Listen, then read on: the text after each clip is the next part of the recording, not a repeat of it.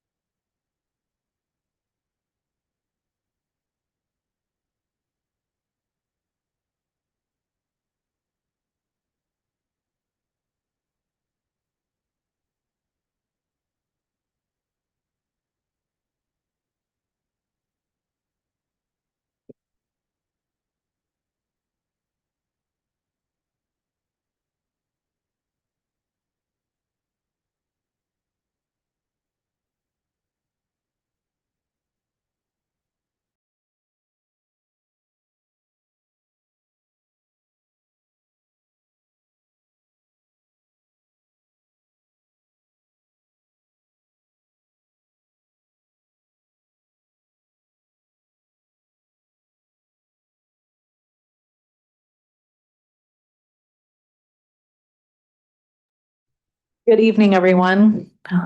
City of Plymouth City Council regular meeting will be called to order Thursday, September 11th, 2025, 6:30 PM. Let's have a roll call. Councilmember Bottomley. Here. Councilmember Dill. Here. Councilmember Hornish. Here. Vice Mayor Nunn. Here. Mayor Cranford. Here. Thank you. We have a quorum. And we're going to do the Pledge of Allegiance. And after we do the pledge, we're just going to observe a moment of silence for 9/11.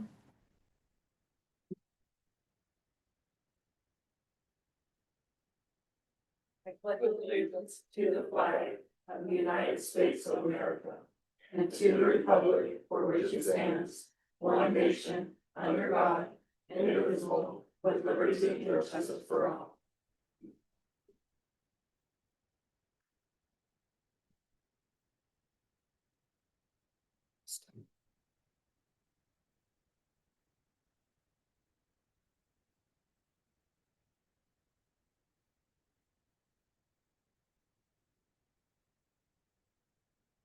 Thank you for taking that moment to remember this day.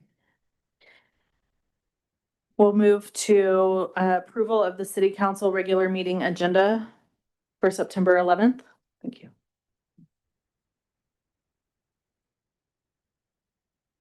I need a motion. I make a motion to approve the City Council regular meeting agenda of September 11th. Second. Councilmember Bottomley. Aye. Councilmember Dill. Aye. Councilmember Hornish. Aye. Vice Mayor Nunn. Aye. Mayor Cranford. Aye. Thank you. Motion passes. Okay, we're going to move to regular meeting public comment. This time period is for anybody who wants to make public comment on an item that is not currently on the agenda. If the item is on the agenda, we will call for public comment at that time. We ask that you observe the 3-minute time limit for comments, and that's just to help keep us on track and keep the meeting moving along. So to start, we have a couple of written comments in. We've got one from Amy Gomes regarding flock safety cameras, and then we have another one from Amy Gomes also, and that's regarding the warrant register. And those are general public comment to be read in. Were there any others that I don't have, Miss Vicky? Okay.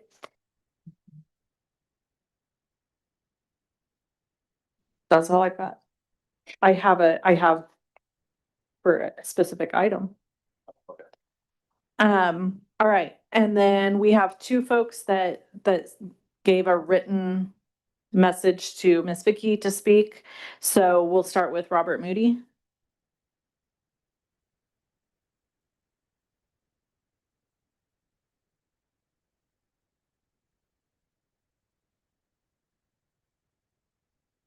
Robert Moody. Last Friday night, we came up here to the music in the park. And I was a little disappointed that none of the council members or the staff, I'm a staff and everything, did not come to the music in the park. Dana there was out there busting her hump. Make sure everything was all nice, and it was kind of disappointing how you guys didn't support it and it was a city thing. I appreciate your comment.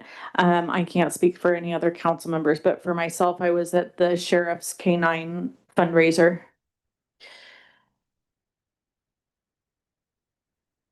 And I do intend to make it to one, hopefully. And then we have Rosemary.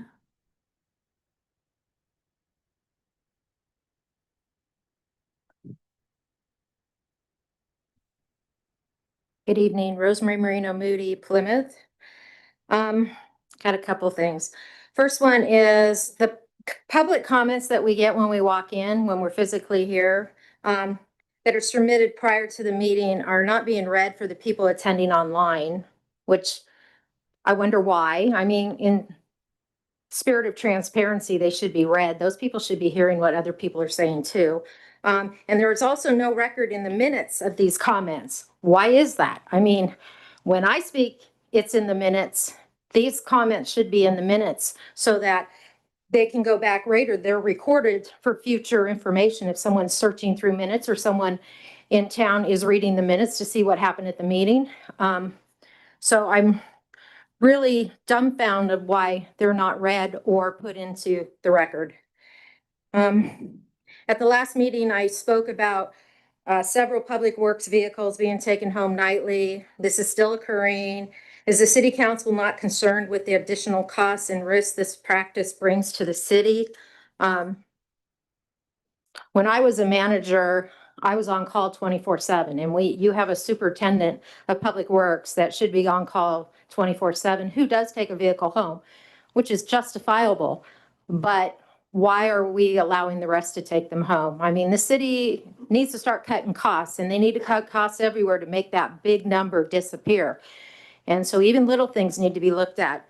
But the idea of them clocked out of work, driving home in a vehicle, get in an accident, the city's going to be liable for that and opens us up to a big lawsuit. So I don't understand why you sitting up there aren't concerned with costs and additional risk to this city that can be easily justified with these vehicles being left in the courtyard overnight. Less risks of being damaged, less risks of being in an accident. When I had a vehicle that was public for governmental, I had to have it at the postal facility. It could not go home with me. It had to stay at the postal facility overnight. And that's what most governmental agencies are. There are some exceptions to the rules. Like I said, Selby used to take it home because he was on call 24/7. And that's the way the superintendent of public works should be too. And I can understand him taking it home. I don't understand why the others are. And then the last one, as you guys know, Robert and I have been coming to meetings for quite a while now.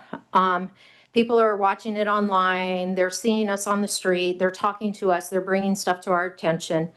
And I had 3 separate people, citizens of Plymouth, residents of Plymouth, no one to deal with the staff or employees here, council, nobody of that. And they said that they saw Margaret Roberts, the former city manager, in City Hall. She was allowed in. She was here for a long period of time, not to come pay her water bill, not to just say hello to the staff. So I'm asking, and I want an honest answer from you guys. Was she allowed to access the city offices, records, and/or computer systems after she was let go of her duties? Thank you. Thank you.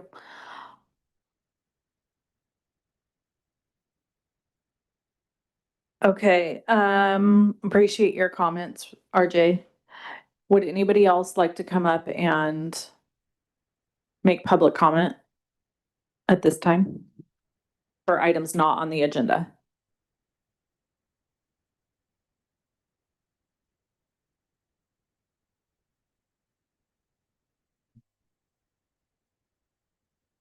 John Cohen, former city manager.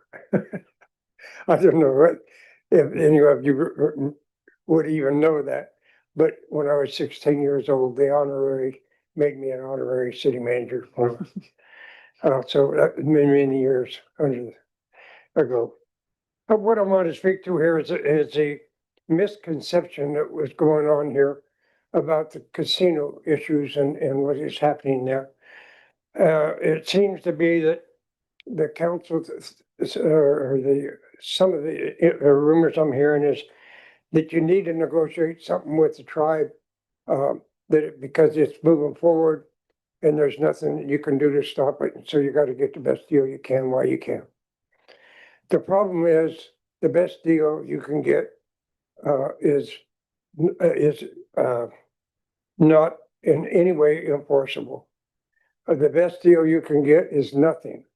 You're not going to get a deal that in any way is going to support this city.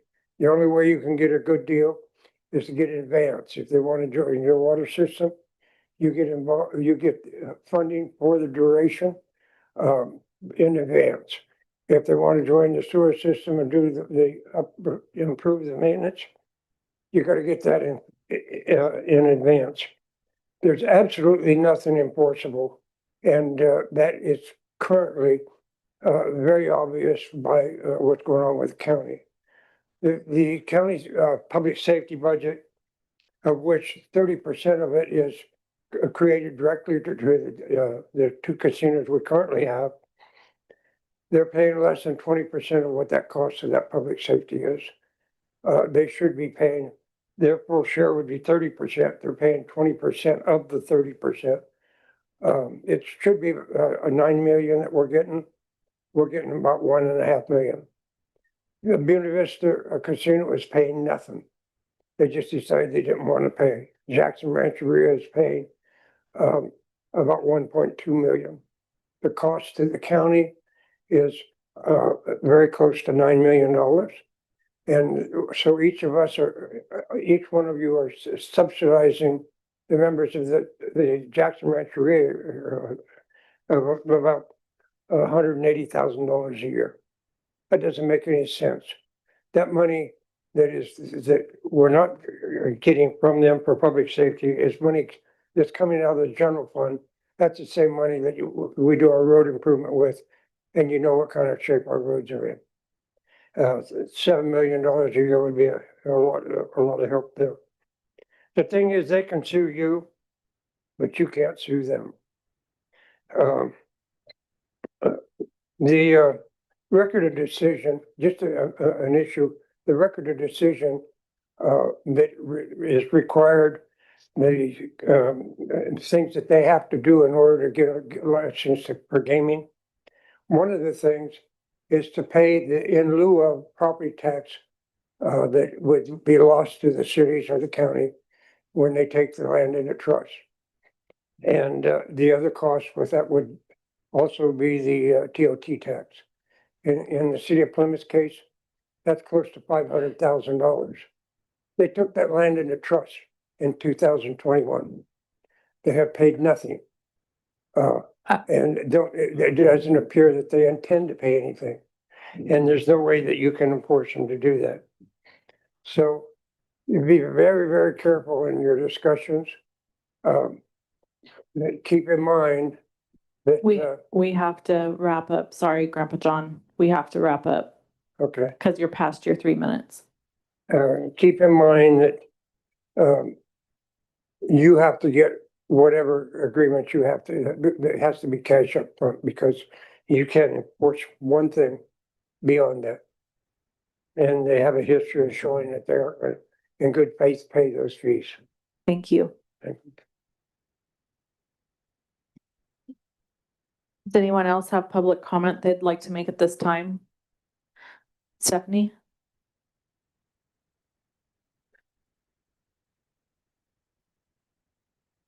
Stephanie Moreno, Plymouth resident and small business owner. First of all, I want to just compliment interim city manager Cameron and city clerk Victoria for the remarkable and obvious change in transparency and responsiveness coming out of City Hall. You know, for years, a number of us have put in requests for information, public records documents and things of that nature. And sometimes would wait months for information back. But they've been wonderful in getting us information as soon as they can. I know they have schedules too, so I want to say that. I also want to compliment Mayor Cranford and the city council for allowing some ability to go over the time for some people. I know the attorney will say if you do it for one, you have to do it for all, but I think all of us recognize that sometimes it's hard to get up here and some people have more difficulty getting their thoughts together and getting it out. So it's nice that you're making those accommodations so that people have the time they need.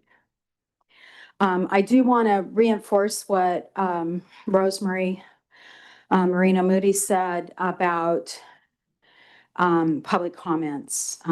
Those of you who remember when Gloria was here, you could pick up those minutes and you knew what happened at that meeting. You can't do that anymore. And it's not just changed, it's been changing over the last, well, I'd say since 2018-19, since Jeff left. But the biggest thing is not seeing public comments in there. And I know last time I submitted public comments on an item, I wasn't able to be here because of a work commitment, and nobody mentioned other than, oh, we got a public comment. My name wasn't even mentioned into the record. And that's frustrating when we take the time to give those comments to you. We'd like at least you to recognize that we have put them in and that other people know that they've been put in. Thank you. Thank you. I have a question. Are public comments added to the agenda if they get here before a certain time? Yeah, on what day? The day of the meeting. So if my understanding is they'll be in the agenda packet or they'll be. Okay. Right, but the people, okay, so can I have another? Yes, you can, because I So asked you a people that are clarifying question. watching online, they don't have access necessarily to pull the packet, figure out that there's more comments in there, especially if someone's not making a reference to those comments. Plus, I never see those comments show up in the minutes. And I'm not sure they always show up in the packets. You send out a supplemental email, but I don't see those supplemental packets in the public records that we are able to access. So I think that there is a disconnect, and it affects, quite honestly, Amy Gomes and I are the ones that put in a lot of public comments, and we are the ones that seem to have our names left out the most. And I know it's a new time at City Hall, and I'm looking forward to this change, but if the council doesn't give indication that they want this kind of transparency and accountability, then staff may just kind of do the same thing they've always done. So, Thank you. thank you. Anyone else have public comment at this time? On an item not on the agenda? Okay, seeing none, I'll go ahead and close public comment. And we'll move to presentations and proclamations, which we have none at this time. So we'll go ahead and move to the consent calendar items. Can I get a motion to approve consent calendar items if there's no, oh, sorry, we have to have public comment. Public comment on the consent calendar items. Would anybody like to give public comment? Seeing none, I'll close public comment. And now, if a council doesn't have any discussion on the consent calendar items? I think we have a comment. I'd like to discuss 5.4. We'll turn on your mic. Yeah, pull 5.4 for discussion real quick. Okay, 5.4 for discussion is the receive August warrant register. Go ahead, Miss Dawn. I thought we had received a public comment on this and wanted to bring up, I've spoke to the city manager because I also had a concern when I saw that a warrant, the registers were missing this time. And with the transition here at City Hall, the city manager explained to me what's going on with that. I'd like, I notified him that I definitely want to see that in the future, and he's working on it. I'll let him speak to that for a second if you want to. I have to apologize. I didn't realize that's how we were doing them with a little bit more detail on the warrants. So for meetings going forward where we present warrants to you, there will be a detail on why checks were, for the reason they were written. So, that was a misunderstanding between me and the city clerk. And so we'll make sure we do better going forward. That I don't have any other issues with the consent calendar. Okay, anyone else? Okay, can I get a motion to approve the consent calendar? I'll make a motion to approve the consent calendar. I'll second it. Councilmember Bottomley, Aye. Councilmember Dell, Aye. Councilmember Hornish. Aye. Vice Mayor Nunn, Aye. Mayor Cranford. Aye. Thank you. Motion passes. Okay, with that, I'm going to ask our attorney here for a question really quick. For the hearing the appeal, do we do public comment first, or is that after, or how do we handle that? This is my first time doing a public hearing. I would recommend you start with either the appellant or staff and then have public comment Okay, and have deliberations. okay. So let's go ahead and get the staff report. Is that what you said to do? The staff? Yeah. And then we'll hear from our appellant.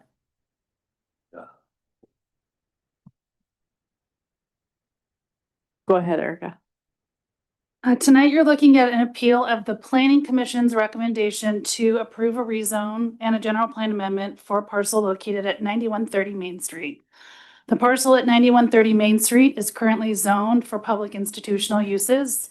It's an existing property surrounded by residential development and the elementary school. And on the property right now is an historic building referred to as Ming's or the Chinese store or just 9130 Main Street.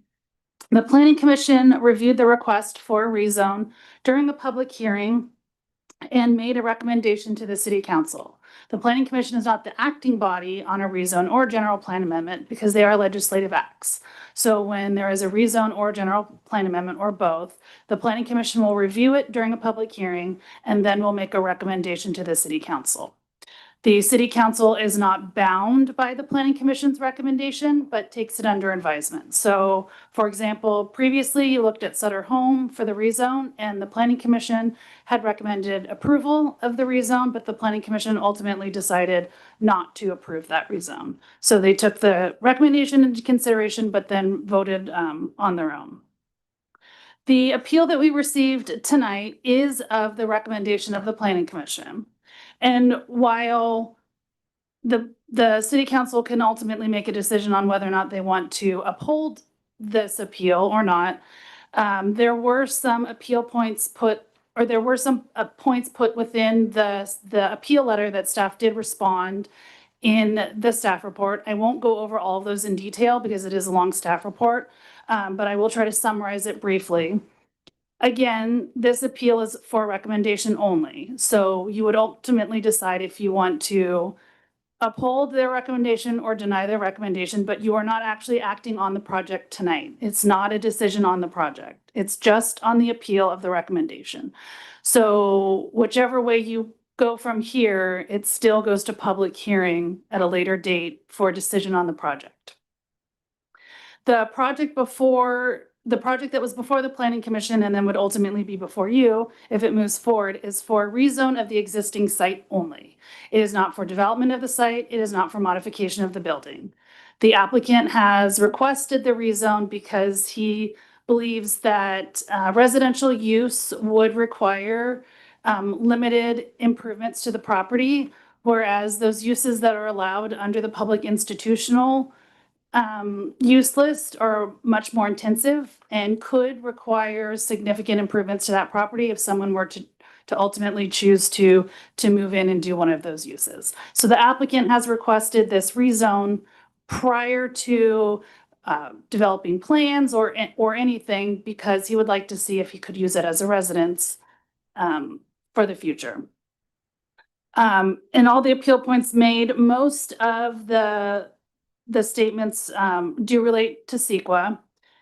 And what staff determined, along with the city attorney's office, is that because it's an existing building, because uses are allowed within the building, because moving forward, it would still be a building where uses are allowed within the building. And because there is no project application before us at this time, which says that anything will be done to that building, that the project is exempt from CEQA for a number of reasons. One being it is a rezone, uses are allowed, uses will continue to be allowed. There is no project proposed, there's no demolition, there's no architectural drawings before me that says they're punching windows into walls. The applicant's intent has been to leave the building as it is. Thirdly, the state of California has in recent years amended CEQA to make rezones for residential uses exempt from CEQA to prevent cities from denying smaller residential projects. The state has made the construction of housing of the utmost priority in the state, and so they're removing barriers. So with all those components involved, staff did find the project exempt from CEQA requirements. Again, this was reviewed by the Planning Commission in a notice public hearing. Everyone within 300 feet of the property were notified of the project, and there were several people that did attend the Planning Commission meeting. The Planning Commission took all of their comments into consideration. The applicant also spoke, and they ultimately made a recommendation to the City Council. And so tonight, the appeal really, again, is, do you want to uphold the appeal and reverse the Planning Commission's recommendation? Or do you want to deny the appeal and uphold the Planning Commission's recommendation? But ultimately, it still goes to public hearing, and you will still have to review the project during the public hearing, including the request for the rezone, the CEQA exemption, and all the components of the project. I have a question. So if we chose to deny the appeal, that just means that it bypasses the planning commission essentially and still ends up coming to us? If you deny the appeal, it does not bypass the Planning Commission. The Planning Commission's recommendation would still stay. If you uphold the appeal, then the Planning Commission's Oh, got it. recommendation is Okay. reversed. Yep. Okay, I'm with you now. But if the planning commission's decision is reversed, it still comes to us. Yes. Got it. Okay. Any other staff comments? Anyone have any other questions for staff before we move to hear Stephanie? No? Okay. Is it an actual historical building registered with the state? It is not registered, it is not listed in the general plan, and it's not listed on our list of historic buildings. We don't have any historic buildings in Plymouth that are registered. We have a historic district. Yeah. Okay. Okay, I think that's, everybody's good? Yes? Don has something? So why, I understand the zoning for it right now isn't, doesn't exactly make sense, but why would we be looking at making a building like this standard residential? What other options are there for rezoning it? Well, the applicant's requested residential, so that is the applicant's request. If he had proposed any other designation, we could look at it. I know people in the past had indicated they wanted to rezone it to commercial. My fear with commercial was always that that would require significant modifications to the building, so I was never very supportive of that. Thank you. Okay, Debbie, you have anything? No? Okay. Okay. Stephanie, do you want to come up and present your appeal? After Stephanie presents her appeal, we'll go to public comment. Thank you, Stephanie Moreno. Plymouth resident, small business owner. I'm a little bit off my game right now because of what the attorney and planning director just said. If you uphold the appeal, it reverses the planning commission's determination and recommendation. And if they say that doesn't matter, it just comes back to the city council anyway, then you're not providing any kind of due process for the appeal rights. I mean, you're just going through this exercise so that no matter if you say yes or no, it's still going forward. That makes a mockery of the system. And so I just want to say that in the record, because And nobody contacted me about how much time I would have today, and I'm responding to 87 pages worth of staff report. So it's going to take me about 15 minutes to That's fine. do this. So, but I do want to record my dissatisfaction with the answer that this is a useless exercise for me to go through. Because that's what I heard. So let me start again. Good evening, Mayor and council members. Thank you for providing with the opportunity to present my appeal tonight. Oh, I have some documents for you to look at, not my comments, but just.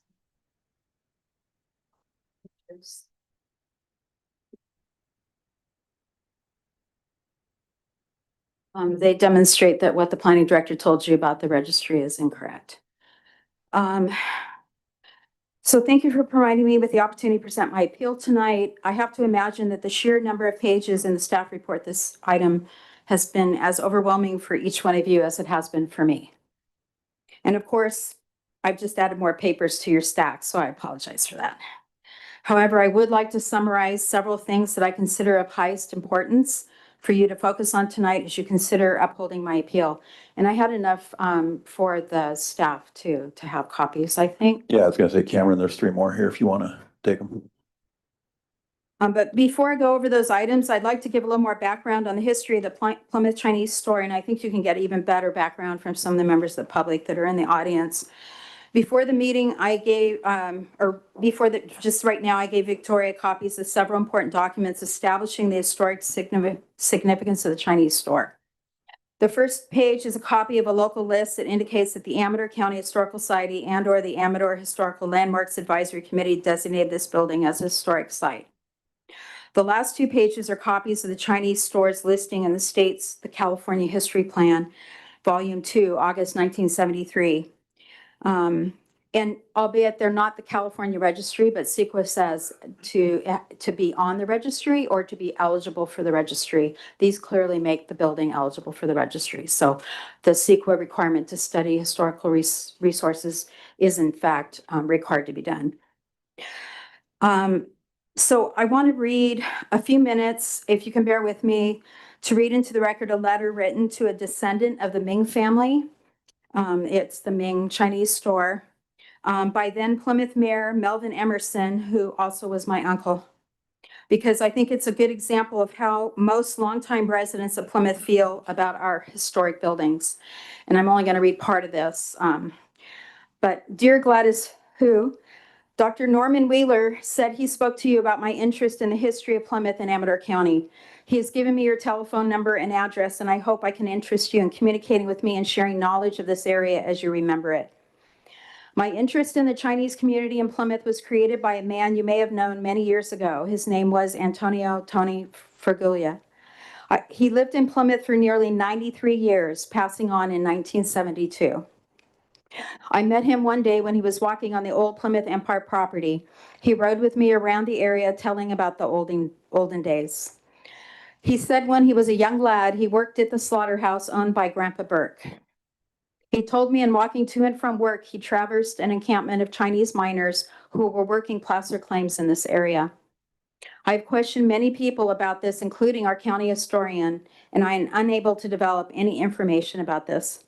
The work of the Chinese seems to be lost history, except their work on the railroad. Dr. Wheeler's mother had many scrapbooks about the county lore, but the better ones seem to have disappeared at her death. The doctor and I arranged a tour through your father's old store building.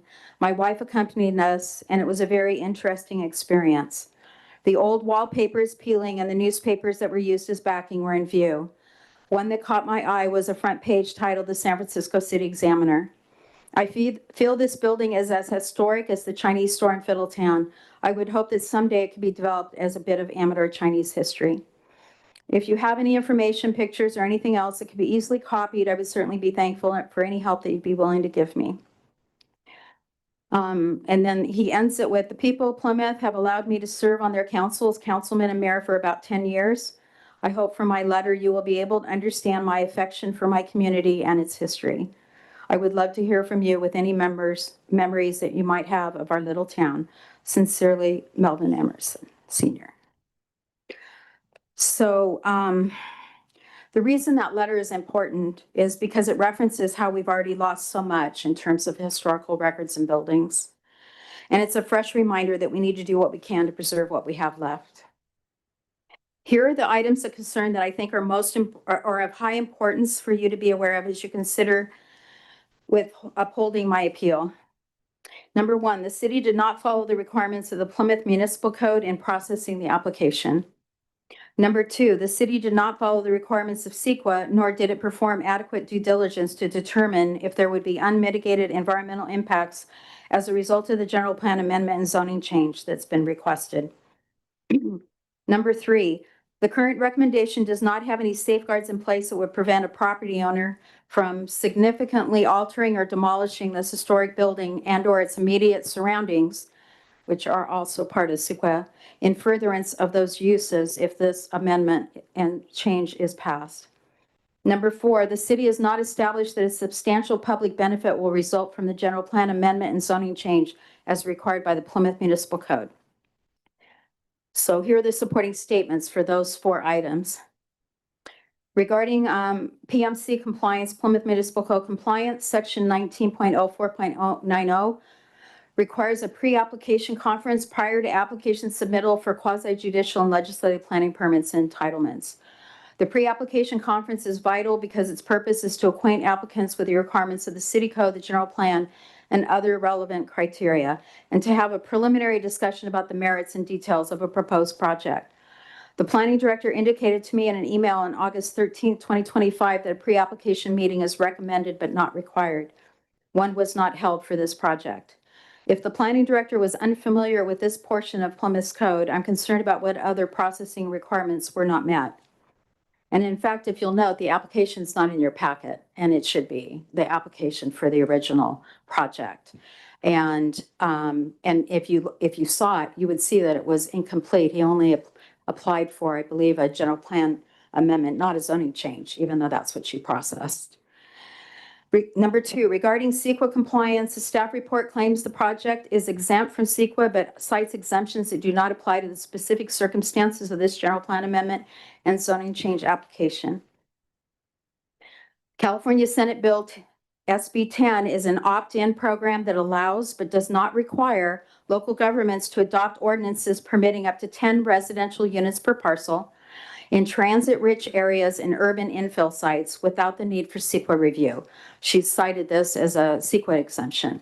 However, I was unable to find any evidence that the city of Plymouth has adopted an SB 10 ordinance. Without an adopted ordinance, the city cannot claim the SB 10 exemption. And if there is one, I'm happy to do it, but I wasn't able to find it. And I asked for some of the ordinances to be sent to me so I could look at them. Under exemptions, use of a category 32 infill exemption requires that a project be consistent with the applicable, in other words, current general plan designation and all applicable general plan policies, as well as with applicable zoning designations and regulations. As mentioned by the planning director several times in the staff report, this project does not include a specific development project in the application and is only a general plan amendment and zoning change request.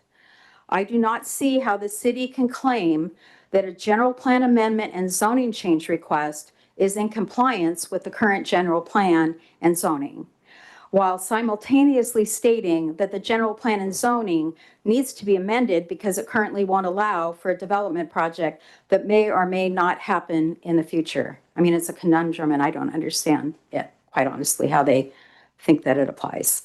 And maybe they can explain that. CEQA also states that categorical exemptions such as Category 32 shall not be used for a project which may cause a substantial adverse change in the significance of a historical resource. So we've established that this may, it's not will, may cause a change to the Chinese building if the general plan and zoning change goes through. Substantial adverse change in this context means or includes alteration of the resource or its immediate surroundings such that the significance of a historical resource would be materially impaired, potentially changing its eligibility for inclusion in state or local registries. There is no development project attached to this general plan amendment and zoning change, and the city cannot rely on what someone says their intentions are to adopt findings of no substantial adverse change. In other words, the applicant got up at the planning commission and said, this is what I want to do, even though it's not part of the project application, and the planning commission approved the recommendation because they thought that was a perfectly reasonable use of the property, but that wasn't on the agenda. And they weren't supposed to consider that in making the determination that CEQA had been fulfilled because it self-limited that discussion. We all know intentions, however well-intended or pre-planned, can and do change. In this case, it's also possible that the property could change hands and the new owner may have different intentions. To comply with CEQA, the city must either conduct environmental studies based on what is identified in the project's initial study checklist, which the planning director told me she did not complete because she used exemptions, I'm assuming, or have the applicant submit a development project to be considered at the same time as the general plan amendment and zoning change so that it is clear what actual environmental and historical resource impacts may be. In other words, if they want to use exemptions, they should have the development project included in the request so that it was limited to what they were asking for in my reading of this. So then the final exemption cited is a common sense exemption from CEQA. And the law says it may only be invoked when the city can determine with certainty that there is no possibility that the project will have a significant environmental effect. The city cannot make that finding because the application doesn't have a development project included, meaning that any and all uses that are included in the proposed new zoning could potentially occur at the site if the city were to approve the general plan amendment and zoning change. As you can see from the draft table I prepared comparing old to new uses that I gave you, which in full disclosure, I did that like at the last minute. There might be a couple mistakes in there. I think it's fairly close though. There are many more uses. She says there aren't. The uses are the same, but that is not a correct statement. There are many more uses, some of them far more intensive, that are currently allowed. And it's important to see what that use requires. If it used to require a use permit and now it's permissive, means that they don't have to come back in for discretionary approval. They just maybe have to put in a building permit, and the state doesn't have CEQA on building permits. They consider building permits to be ministerial acts, usually. There's always exceptions. So the planning director's implication to the planning commission that they did not need to worry about those uses because the size of the property is not sufficient to support them is not accurate. Particularly, are there no guarantees that the existing Chinese store would remain intact as currently it is. In other words, there's no reason to take this building down in its current zoning because it wouldn't accomplish anything that the property owner wants to do. But if the city changes the general plan amendment and zoning, then they could come in, they could say, I don't want the Chinese building there anymore. I want to put in an apartment building.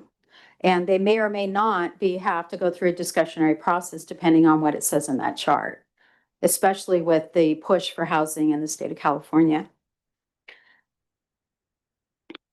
So the number 3 one, there are no guarantees or safeguards that the existing Chinese store will remain intact as currently proposed or as alluded to in the staff report should a general plan amendment and zone change be approved. If CEQA studies have been conducted, mitigations could have been built into the document to help ensure preservation of the building, especially since it's a required thing to study with CEQA. So the planning director said, we can't condition a zone change, but you can't put mitigations in a CEQA document that people have to uphold in order to get their approval. Furthermore, the premise advanced by the planning director that future applications would require CEQA is not a given. Building permits are considered ministerial in California generally and do not generally require CEQA. The other implication that's given when you say, well, we'll do CEQA down the line is people think, oh, we're going to do a EIR or a negative deck or whatever. But doing CEQA counts those exemptions that they keep bringing up. So when they say, oh, we'll do CEQA later, they may just come in with another exemption and not do anything. So we can't, it needs to happen at the beginning instead of waiting until these are discretionary acts, in my opinion. Sorry, I'm trying to explain that because I know it's a lot of detail. In fact, it's likely that should the planning commission recommendation ultimately be approved by the city council as it stands, that the planning director would again cite CEQA exemption in the event a permit is submitted that does not require planning commission or city council review, or even if it does. The fourth item, section 19.32.030 requires that in the event that a general plan amendment as requested by private property owner, such is the case here, the property owner requested this general plan change and the zoning change so that he could do more on the property easier, is what I thought I heard. The applicant shall demonstrate to the city council that there is a substantial public benefit to be derived from such amendment and how the proposed amendment furthers the goals of the general plan. I don't know how you do that when you don't have the project in front of the city council. You just have a general plan zoning change. How do you demonstrate that there's a public benefit from that, making that change? Findings of substantial public benefit cannot be made based upon statements made from the podium or the staff table regarding a possible future project that is not included in the application. Furthermore, I would suggest that changing the property from public institutional to standard residential is actually creating a public deficit in terms of historical resources in the town. In summary, these four items demonstrate that the application and recommendation process for this project has been flawed from the start, and that allowing it to continue unchecked would potentially create unknown and unstudied environmental and historical resource impacts down the road without mitigation or recourse. This building is too important to the history of our town to risk losing it. I respectfully request that you uphold my appeal and give direction to the planning director to complete an initial study, and you are allowed to do this. They can tell you you can only uphold or deny, but you can send it back to the planning commission, uphold the things, send back to the planning commission with direction is my understanding. Unless they have a code section that says you can. For a recommendation. And then I have one more thing I forgot to say. There was no, according to the records I was provided, no attempt to contact any of the other public agencies in the city of Plymouth or the county of Amador, AFPD, Amador Sheriff's Office, the Historical Society, any of those agencies that the school district that's right next door, the Amador County Fair. There was no request. Usually when you do an initial study or you start doing ER stuff, you send a letter out saying, we're doing this project. Here's the project description. Do you have any comments? Is there anything that you're aware of that could be a potential environmental impact that we haven't thought of? That's the whole point of that. Due diligence, protect the city, protect the citizens that live in the city. That wasn't done. Or at least the documents weren't provided to me to show that it was done. Thank you. I'm happy to answer any questions that you may have. I would like an opportunity to rebut anything that said that disproves or tries to disprove what I've said. You will have that opportunity. Also, before you leave, I'd just like to open it up to our council for questions Sure. for you, so you don't have to Sure. get up and down 100 times. Sorry, I'm gonna That's have okay. a coughing fit here. Anyone? Oh, no, thanks. That'll make it worse, but thank you. I do have a question. Okay. I'm a little bit confused because as you're explaining this, Mhm. and I'm going to ask for a lot of grace where this is concerned Mhm. because I don't understand all of this. But as you're describing it and saying that it's coming, it hasn't come before us yet. So my confusion is what we're deciding on tonight, kind of what I was asking them earlier. I'm still confused about that because if it was being presented to us as an item on our agenda to either approve or deny, then it would make sense to me that we would do this process at that time. But right now I feel like if we uphold your appeal, it just cycles it back through the I'm Well, very it's not confused. supposed to cycle it through the city, back to the city council immediately, and I will challenge that if they attempt to do that. I'll tell you right now, I will legally challenge that if they attempt to do that. But I'll be honest with you, if I had waited until it had come to the city council, you would have given me 3 minutes to talk. You can appeal it at that time. No, I Oh, would have had 3 minutes to put all this stuff into the record. I see. By appealing it, I have the opportunity as appellant to present my case I see. to the council, and that's why I did it. It cost me $100. It was worth it to be able to put this information into the record and let the public understand, or hopefully understand some of the concepts that I'm talking about. Okay. But my understanding is if you deny, and this isn't the first appeal that the city's had. It's my first appeal. No, I know that, but you can. That's why I said lots of grace. You can go look and see how they've done it before. In Sure. fact, I did appeal a planning commission approval of a variance, and it got denied, and that was the end of it, right? I'm asking that you not just uphold or deny, that you uphold and say we're unsatisfied with the way that SEQA was handled. This is my goal.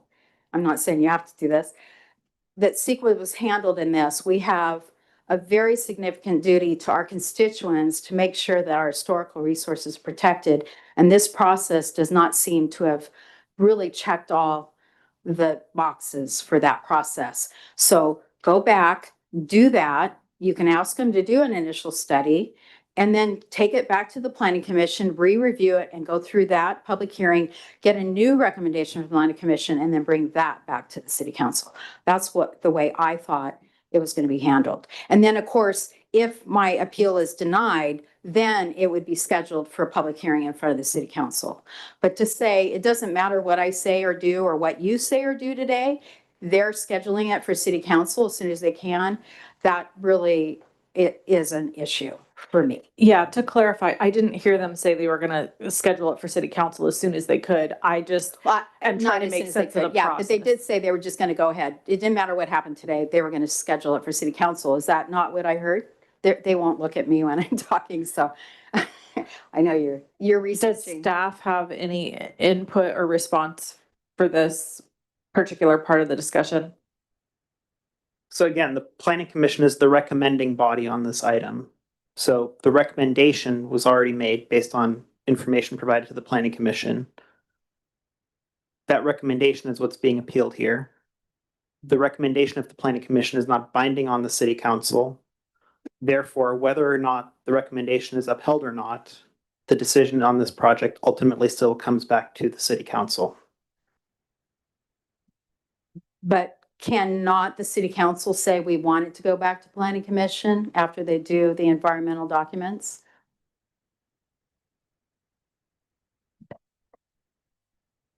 You could decide you want another recommendation from the planning commission. Yes, that's one conceivable outcome of this. All right, thank you. That's what I wanted to hear.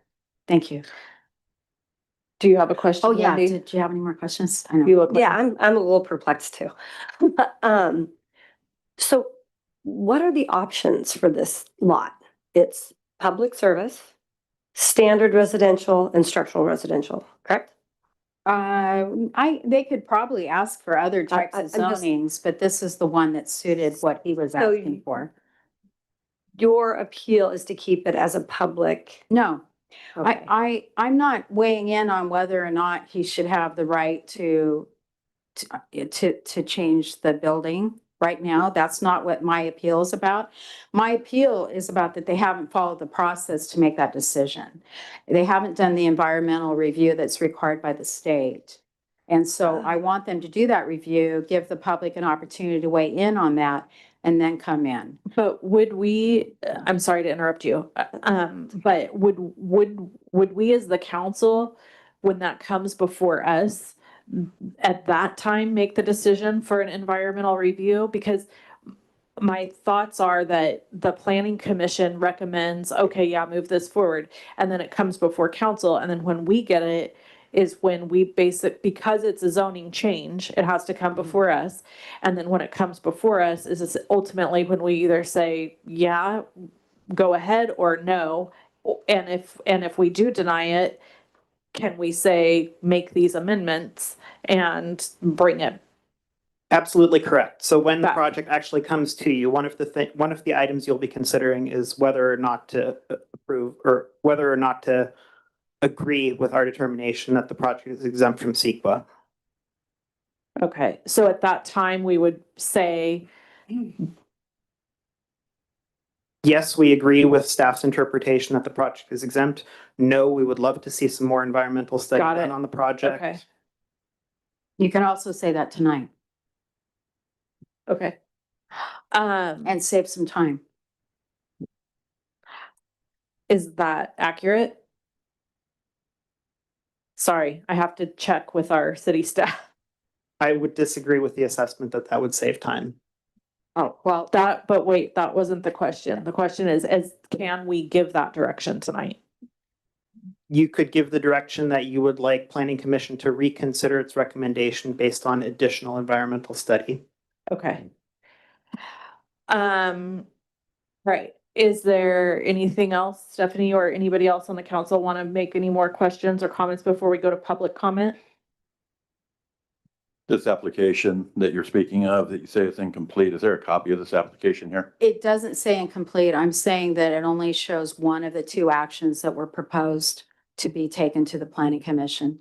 And I don't understand, it's very unusual for an application not to be put in a packet for consideration of a planning body. It's part of the process. They move forward when the application is deemed complete. You should have all those moving parts in your packet to see what the applicant said they wanted to do, if anything, to see, how staff responded to that. You should have a lot more documents, typically in the file. We disagree on whether or not an initial study checklist should have been done. I think that even if one isn't required, it's best management practices to protect the city's interests to do that checklist on a project like this, especially a general plan amendment, and have it in the record. So at least you can put, the checklist would say there's no significant impacts in all these columns, and she signed off on it. It's proof that she did some due diligence, but there wasn't anything.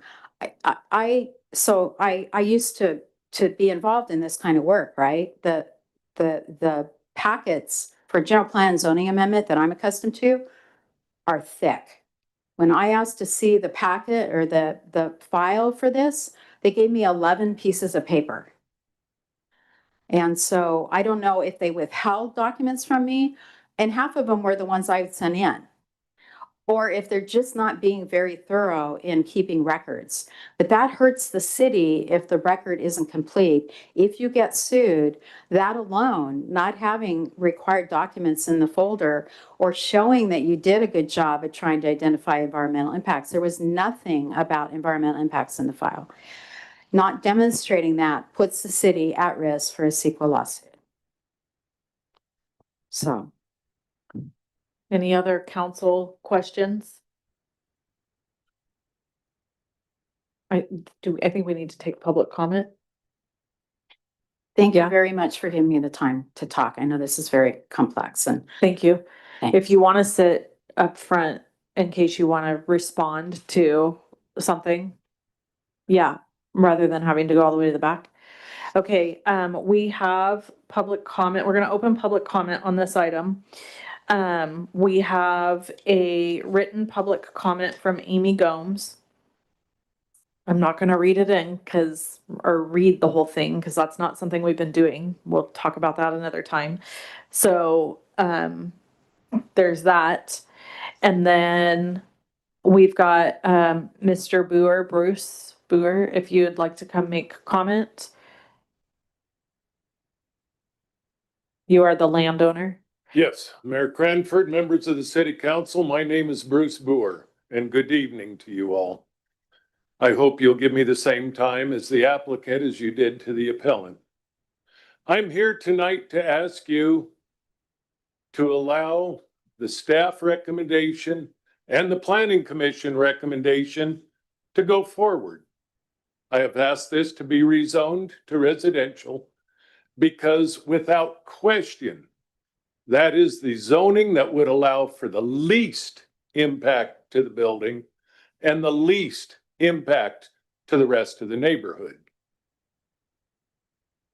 In your own general plan under section 312, you say the city should also adopt provisions requiring certain requirements of vacant buildings to prevent their structural erosion and maintain the building's structural structural integrity. I don't know what that means, but the least I think it would mean it would be for you to allow the building owner to go ahead and take action that would suffice for your own general plan. I'm kind of in a parallel universe here myself. I hear somebody talking wonderfully about the building I love. I was on the Sacramento Preservation Commission for 4 years, and I served as chair for 2 of those years. I know preservation. As a contractor, I spent my entire career in Sacramento saving buildings that were either scheduled for demolition or that were liable for falling apart because of erosion and problems. I hear somebody talking about this great building, but that person has never asked me what my hopes for the building would be. Why do I not submit a plan for what I intend to do? This comes up again and again and again. If I was to ask any one of you members tonight to make plans for a vacation, the first thing you'd ask me is, where are we going? I'd say, I have no idea. Just make plans. Yeah, but where do you think we're going to go? Where should we plan for this vacation? I have no idea. I'm asking you tonight to approve the Planning Commission's rezone so I can develop plans for a residential use. Right now, it's an industrial institutional use. I have no interest in developing plans to turn it into a library, a church, a government building, a classroom, or any of the other things that I could do by right.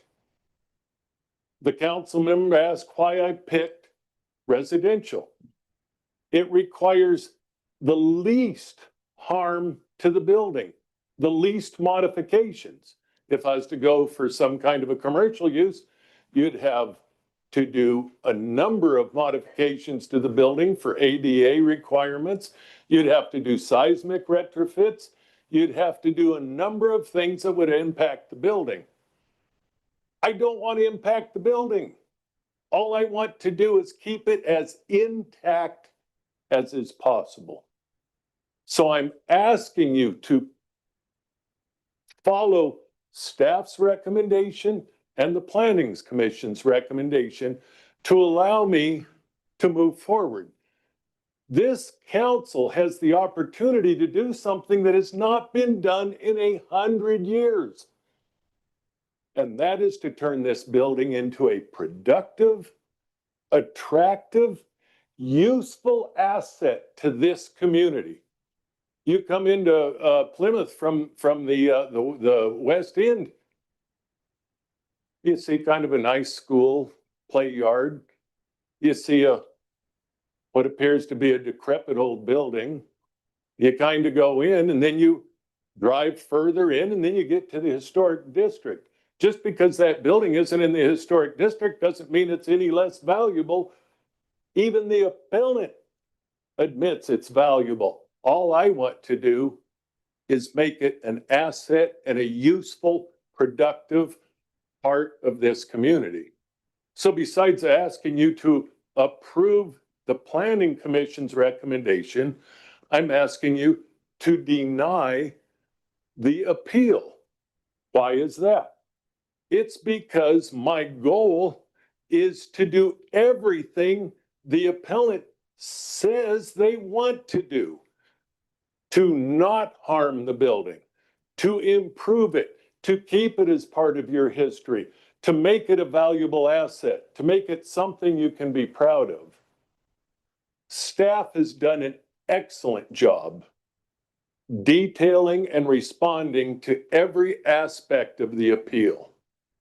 The fact that the appellant doesn't agree with it isn't surprising. There's usually two sides to every issue. What I have asked staff to do is above and beyond what is normally considered. I've asked staff to help me with language to put permanently on my deed of trust that neither I nor any future owner could demolish the building. I am willing to put that in writing on my deed that will live with that building forever. I've also asked staff to help me with language to put in that the building will not be altered in any substantive way. My whole career in Sacramento has been historic buildings. Why would I want to come up here in my retirement years and do something that's against everything I've ever done? Now, there's information that I need to add, and it needs to be on the record. This regards the appeal. My first encounter with the appellant was just a few weeks after I purchased the building. She came over with somebody, said some reference to being city council or somebody was in city council, and demanded that I stop pumping the water that was in the basement that had accumulated from the rains. The appellant also demanded that I go out and get that water tested. I'm new to the area. I don't know what to do. So I go out and I get a water test on it. Here's the results of the water test. It said it was rainwater. Then I come to the city and ask city utilities, said, can you tell me what this is about? City utilities department showed me right there in the utilities. Rainwater is an allowed item that can be pumped into the city sewer system. So that's the first and only encounter I've ever had. Never asked me about plans or what I'd like to do. The second issue was at the Planning Commission when a false and malicious rumor that I wanted to destroy this historic building came up and that I wanted to build apartments. I have no interest in doing such thing.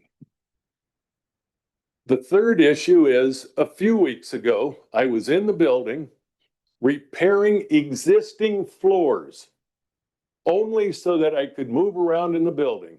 Somebody, I don't know who, turned me into the building department saying I was doing work without a permit. I met with the building, head of the building department, came down, he inspected the property. No work was being done. The inside of that building looks just like it did, except the boards aren't loose and they're smooth. I need to know what direction you expect me to go in, and the direction is residential. As staff has so clearly stated, once I know that I can move forward with my plan for a small little residential unit, my architect, who is well known in the Sacramento Valley for historic preservation, will give a full set of plans and they'll be reviewed. And I think when they get reviewed, you'll see everything I said is true tonight. Walls won't be altered. Structure won't be altered. Nothing will be harmed to the building. I'm just asking you for the direction. I don't want to build a library. I don't want to build a church. I don't want to build a government building. If I was to make a plan tonight for those items that I'd be entitled by right of the current zoning, it'd be a waste of money. As staff pointed out, and the appellant also said, Senate Bill 10, it was passed as an emergency measure by the Senate, a similar one by the legislature, and the governor said, as an emergency item, it goes into effect right away. That's because the abuse of the CEQA system was so onerous that the governor and the legislature believed that we needed relief so that small infill projects like this could go ahead. The CEQA process is very expensive. I understand it. I was on the Preservation Commission. This does not need to happen for this little building. All we need tonight is an understanding, a denial of the of the appeal. And when the time comes, according to staff, then whoever needs to review the plans to preserve. The appellate says they want it preserved. I want it preserved. Those plans will come to you. I thank you for your time and consideration, and I'd be happy to answer any questions that you'd have. Thank you. Does anyone have any questions? Don? I had one. I was just curious. I've only seen the building driving by. I've never done a sign of it. I'm curious, it's 100 and basically 55 years old. And this is just my own curiosity, is a structural engineer, anyone looked at this to see that it even can be made into a residence or anything? Or is that something you haven't got to yet? Because Can you would it be safe turn to your be, mic on? would it even be safe to be used for that without it damaging the building? My architect, who also has experience with engineering, he's not a licensed engineer, but he's a licensed architect, came up and inspected the building. The foundation of that building is 3 feet thick. It's the most amazing thing he's ever seen. 3 feet. The walls that you see, the brick, 2 feet, not the normal double course of brick you'd usually see. This is a double width, as they call it, of brick. This thing has not come down in 150 years, and it will not come down in the next 150 years. Natural catastrophes exempt. Incredibly sturdy building. Anyone else? Thank you. Andreas, do we allow Stephanie to rebut now, or do we take all public comment and then allow her to rebut each or all? Up to you, or you can ask the appellant if she'd like. What would you prefer, Stephanie? Okay, go ahead.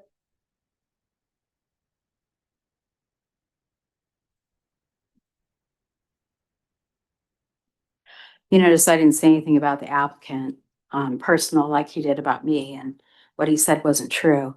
But first I want to remind the council that all the stuff he just said is not in the packet and is not on the agenda.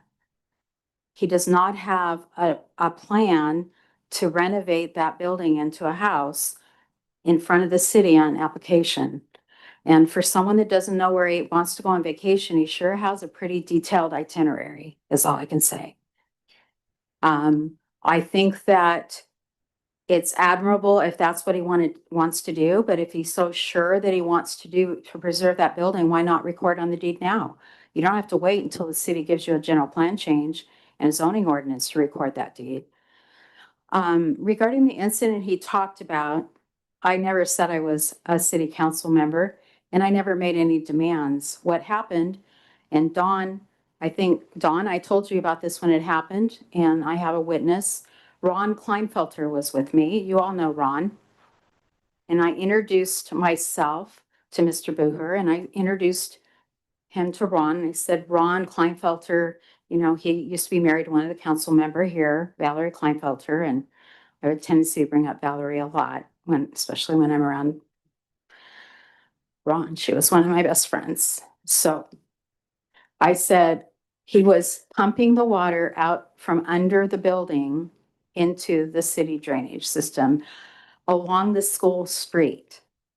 It wasn't going straight into the drain. He put it out to the street. It was running down the drainage to the school thing. And I said to him, and Ron was with me, you can ask him. I said, do you know you're not supposed to be pumping water out of a building onto the street? I mean, there's rules about stormwater and all that other stuff. And he goes, well, he wasn't aware of that. It didn't sound like he wanted to stop. And so what I said to him, look, if you stop doing it, then it's fine, we're done. But if you're not gonna stop doing it, I'm gonna make a complaint. And so it wasn't a demand, it was an option, and he decided to stop doing it. He asked why it was an issue. I said, well, it's coming out of the bottom of the building. It's a very old building. We have no idea what's in there. There were rumors around that the building didn't sell in the first place because the water had tested as being toxic.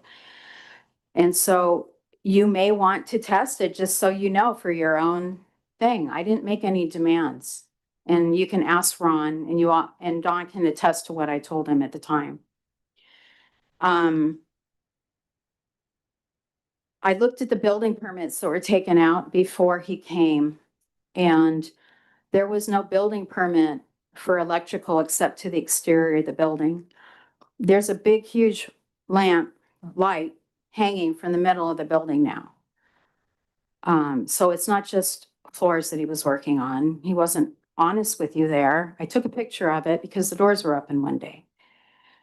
I like to be a good neighbor. I don't make complaints about my neighbors a lot, and I hope that they don't make complaints about me. But I'm also work for an agency that's very much into environmental protection. And I very much worry about school kids. And so when I saw that he was doing the water, that's when I said something to him. And I could have just called the city and made a complaint, but I didn't. I went over and gave him the option to self-correct the behavior. SB 10 was not an emergency measure. It was signed into law and became effective January 1 the next year. So I don't know where he gets that it's an emergency measure. Emergency measures take effect right away. It also is an option, as I said before. The jurisdiction has to adopt it. It has high priority for the state, but the city of Plymouth, I didn't hear them say that they had adopted it, so I'm assuming I was right. They have not adopted a SB 10 ordinance. If you haven't adopted an ordinance, you can't claim that there's an SB 10 exemption. It's just logical, but you can also look it up on the internet, so. I would love for him to just put his project in so that it was reviewed and then the sequel would be limited to what he wants to do there. But he's not doing that. He's asking for a general plan zoning change that can do anything on that list. He can change his mind as soon as that's approved and come in and say, I want to do a business, I want to do something else. So, you know, the best advice I could have is that he should put the application in now and then maybe this would go easier because the sequel would be limited. I did want to make that case, so, thank you. Thank you. Can we let him rebut or do we go to other public comment? I think since the appellant got a chance to rebut, the applicant should also get a chance to rebut. Okay, go ahead, sir. I hate to see such an important project getting buried down in trivia, but it does reflect on me as an individual and me as the owner. In your own city utility ordinance, it says the following discharges are exempt from prohibition. Right here, water from crawl spaces or basements. I was not doing anything wrong. And the hose that I had went directly to the city's own catch basin. I wasn't running it down the sidewalk. The hose was right into the catch basin. This is an example of the frustration I have. And the second issue that keeps coming up is how, if money was no object, sure, I'd have my architect $10,000, $15,000, $20,000 write up plans. They'd come forward. No, we're not going to give you the zoning. Throw all that money away. This is not a big high dollar issue.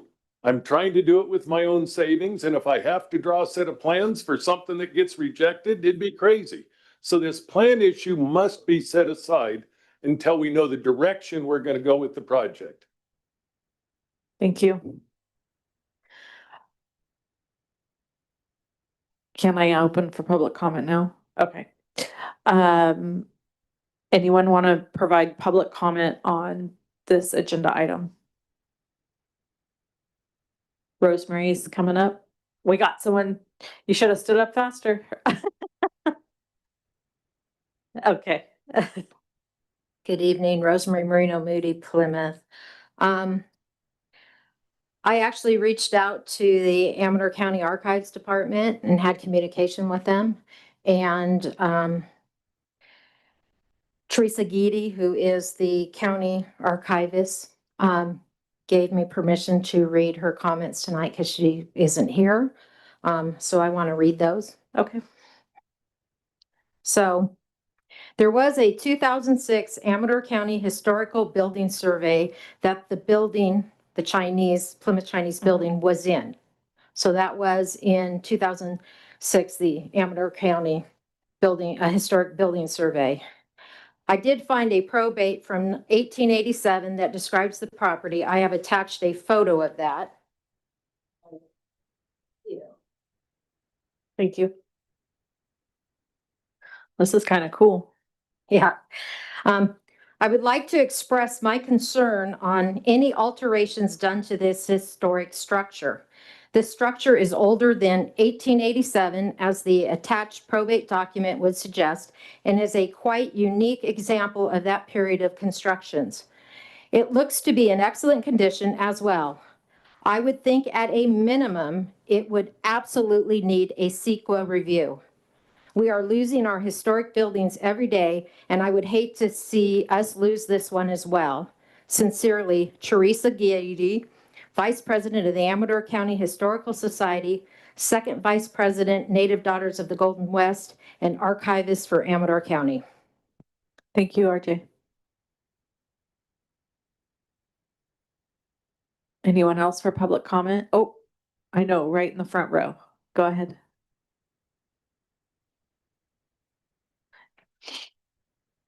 Steven? Turn the mic on right there, Stephen. How about that? Perfect, thank you. So I was at the planning commission, and this gentleman, all he wants to do is restore that building at the end of the street, and everybody's trying to fight him. Restores buildings. That's what he does for a living. He's not trying to do anything other than that. And I can't understand why there is like so much drama involved over that. It's quite perplexing to me. And I would like to say that I support him 100% to take that building and make it into something. He's not going to change the exterior. He's asked to like put some wiring and plumbing on the inside so that somebody could live there. And oh my God, everybody should be saying, thank God someone's bringing some money into Plymouth and help regentrify this community a little bit. I've only lived here a couple of years, but I'm going to get down right now, but I don't understand. It seems like crazy to me. That's okay, I can do it. Thank you. You beat me to it. Any other public comments?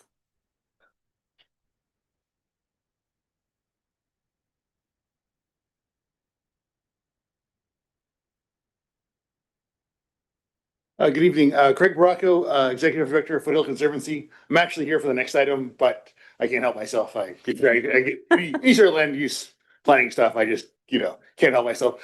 I'd like to speak more on sort of the overall policy issues involved here rather than the particulars of this and the personalities involved. Really, if the goal is, and the Foothill Conservancy has long advocated for historic preservation throughout Amador and Calaveras County and preservation of our historic buildings. But the most effective and appropriate way to do that is through a historic preservation ordinance that specifically identifies and lays out procedures for the alteration of historically designated buildings, a process to identify those and do so. As was noted by staff at the beginning of this hearing, Plymouth does not have that. While the building we're talking about in particular here does appear on things like historic surveys or historic records, it doesn't have the legal protections that ordinance would provide it. Such ordinances do exist in many other communities. Sutter Creek, Jackson have them. We've long advocated for the county to adopt some similar ordinance. the reason why we've ended up in this very awkward procedure, where frankly, the zoning for the property is inappropriate. It's privately owned property now, zoned for public use. Denying that rezone as a way to preserve a historic building is really just not the correct way to go about this. Really, I actually to look forward just as one item ahead, the design guidelines we'll be considering later tonight does actually designate, I think, a half a dozen or so historic buildings that would require additional review by the planning commission if any of they are the appearance of those are altered. The building in question here is not on that list.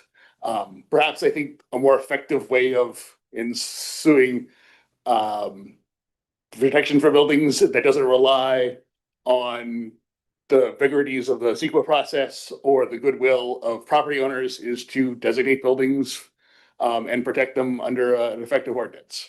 So thank you for your time. Thank you. Todd? Oh, sorry.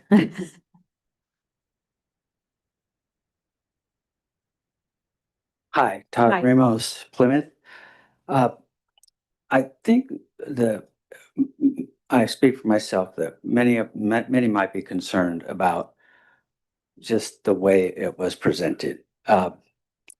Everybody wants to see it built into something nice, but I think most of us have fear that we don't understand what zoning means when it gets rezoned. And once it gets to a certain point, it can't go back. And if the applicant decides he wants to sell it and it gets to a certain point, next thing you know, in 5 years, it rolls into apartments that nobody wants. So I think there's a misunderstanding of what it is. So I think it should be made clear what the zoning really means and what it's limited to. I think I have the idea, but can it move to the next step if, say, the applicant decides, hey, now that I got it here, I've got it to a point where I do want to sell it. And it goes to the next guy and says, I think I can develop this thing. So I think that would be my fear, or not fear, just concern. But the way it was presented, I was here the original night and it started out as I'm in this business and I restore buildings, I'm going to retire. And we all kind of felt like, oh, maybe he's moving in there. And then he was asked, what do you plan to do? Well, I want to rent it. So it turned into something else. So I think if it was presented like, hey, here's my plan, I'm going to draw a sketch and I would put it in a deed. And I would say in the deed, I'm telling you, I don't want to do this. I want to make it just this building and show some sketches. I think everybody might have said, okay, we can work with that. But right now it's just an investment. It could get zoned and it could just get turned. So I think that's the concern. I just feel like if there was a little more skin in the game. So I'd like to see at least the sketch and say, I'm not going to go outside of this. That's how I'm feeling. Thank you, Todd. Okay. Sorry, I don't know your name, or I would say your name. Laura Parker. Nice to see you. So I do have to comment, I don't know how much more skin you can have in the game than buying the building. Hello, I think he already has shown quite a commitment. And as the wife of the property owner, you're probably going to say that everything that I say has a bias to it. So, but I will tell you that when I met my husband, I was living on J Street in an apartment going to college. And he went by J Street on 3 houses because he was restoring Victorians and the city told him how the properties had to be moved, where they had to be moved. And he literally rode a Victorian house down J Street the wrong way. So everything I know about this person is about his desire for old things and making things where they are still usable. And we've been married 30 years and Well, one of the first things I did for him was he put up a scaffolding and I picked the paint off a medallion in a Victorian. And it's never been anything since that. So when people say, oh yeah, I know you're just gonna want to tear that building down, who would want to do that? It's not like we're rich. He's bought the building, he has a passion and he has the knowledge to fix it. And they've already said at the beginning of the last meeting, the parcel isn't big enough to put apartments there. So that's a fear that people keep bringing up that is just not true. It is what it is. It's a small little building. It only has 4 walls and a roof, and all he wants to do is make it usable. Thank you. Thank you. She said. Yeah, come on up, Elizabeth. Elizabeth Pinotti. I agree with everyone. It just seems, it seems that the issue is a process issue and an ordinance issue. And in Plymouth, we're sort of in a good place right now because we're kind of at a do-over, for lack of a better word, but where we're moving forward and starting fresh. And it seems like if everybody wants the same thing for this building and for other historic buildings, that maybe we should take a step back and do a historic ordinance. I know about 8 or 9 years ago when we bought the Begovich Boarding House property and restored it, we asked for a historic ordinance so we could do Mills Act tax exemptions. And we were met with resistance with the city council. And it just seems like that this city council and city government perhaps is more open, and that maybe, and I don't even know if this is allowable under a process, but maybe all of the parties could sit down with the city and figure out how to move forward on historic buildings and put ordinances in place before we, it isn't my fear. I agree with Stephanie that the process needs to be appropriate, and I agree with both sides that the building needs to stay historic.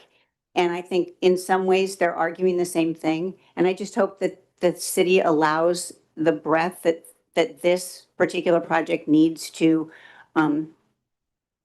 leave this building historic and save the integrity of the building and other historic buildings in the city of Plymouth. Thank you. Thank you. Anyone else for public comment?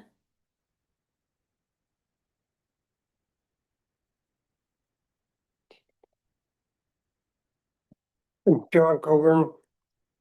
I don't know, I hear nothing of the history of this building. The gentleman that was the last ran it as a general store, the Chinese gentleman was killed in a wagon accident at Slough House. And at that time, then it was closed. His family went on, his wife got the kids through school. The 2 of them with their children came up here. It was about 18 or 19 years ago, and actually went through that building. They were both very fluent doctors in San Francisco. They came raised in childhood in that building. So the history of that building is very, very important to this town and very, very important to the community.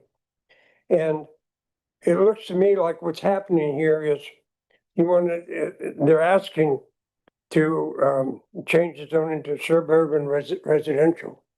Once you do that, there's certain entitlements that go along with suburban residential that will never have to come back to the city council. And some of them won't have to go to the planning commission. I think it's highly irresponsible to just allow a suburban residential designation on this without any plan or knowledge. The gentleman speaks very well of things that he's done in his past and wants to do in the future.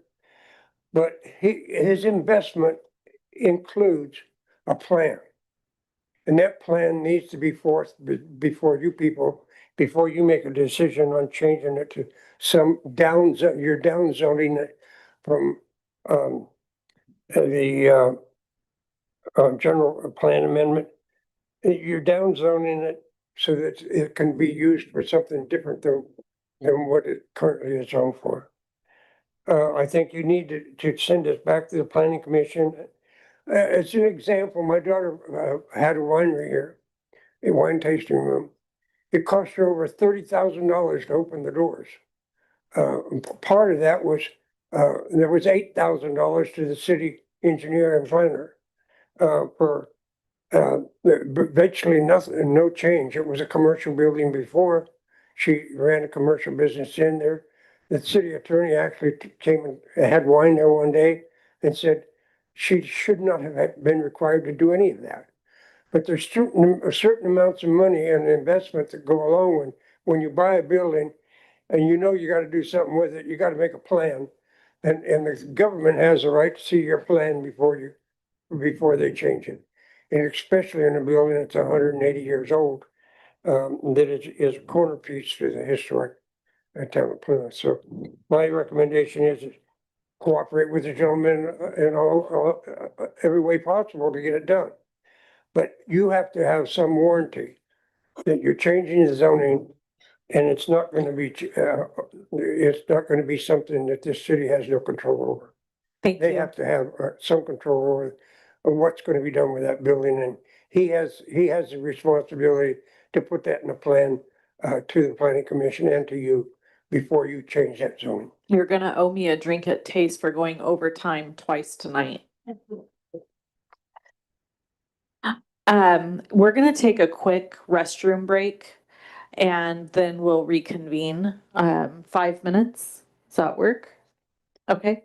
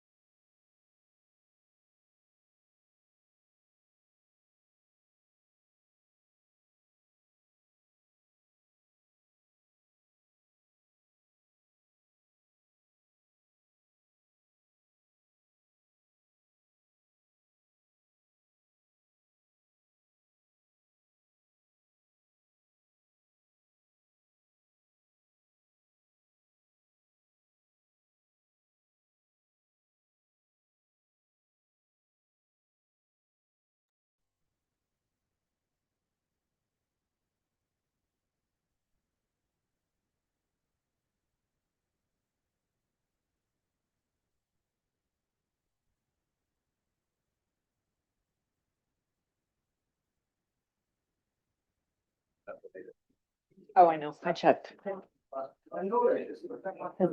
That question. Yeah, that's all you can really do. Also Germans, that color, I'm assuming. Love it when you.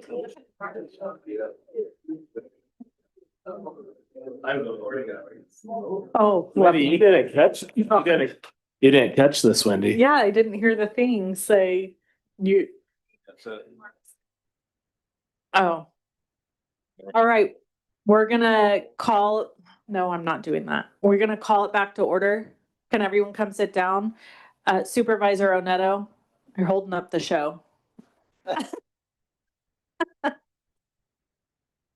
All right, we are still open for public comment on item 6.1. Is there anybody else that wants to offer public comment on this item at this time? Please come up.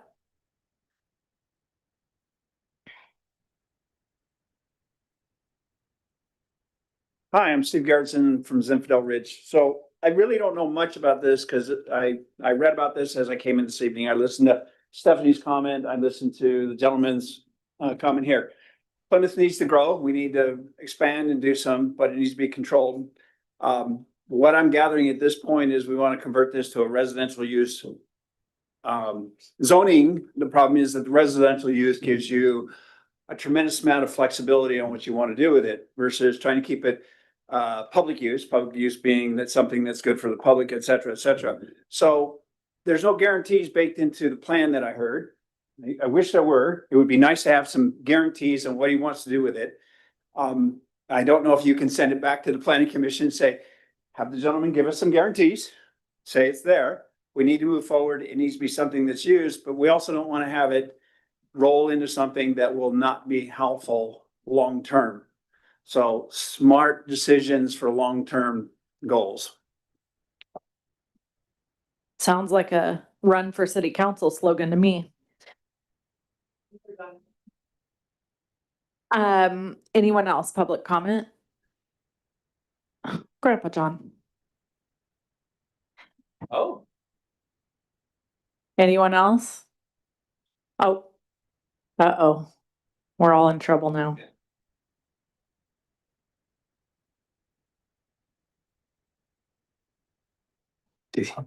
Brian Nettle, Supervisor 5th District. I don't have a dog in the fight.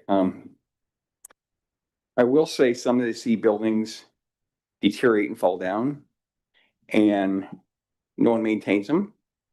It'd be nice to see somebody love and maintain that building. It would be nice to see a few safeguards in there so you don't lose your building entirely. But I also think about, you're talking about a historic district, might be okay, might not. I think about the National Hotel when Stan Lukowitz went in and renovated it. I think he spent about $6 million.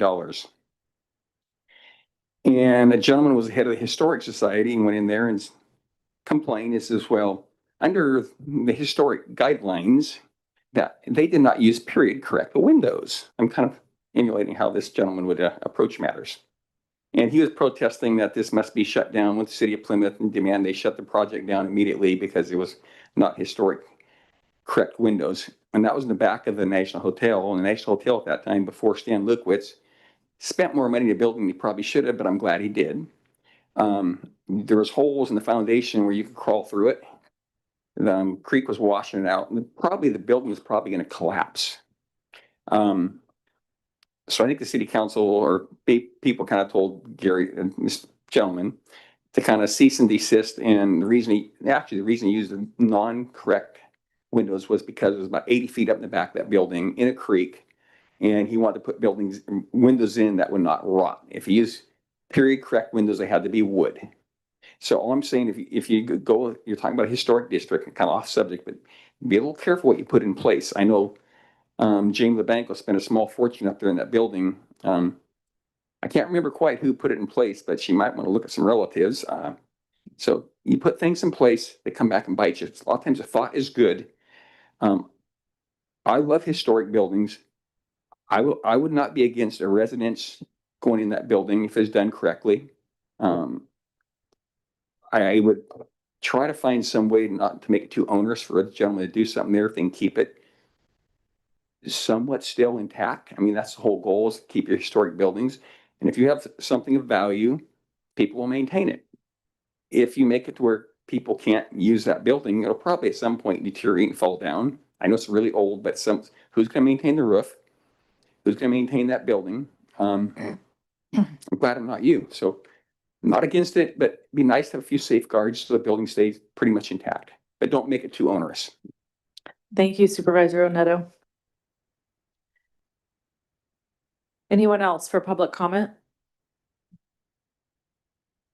Okay, at this time, I will close public comment. Andreas, would we turn it back to the appellant to say anything, or that's it?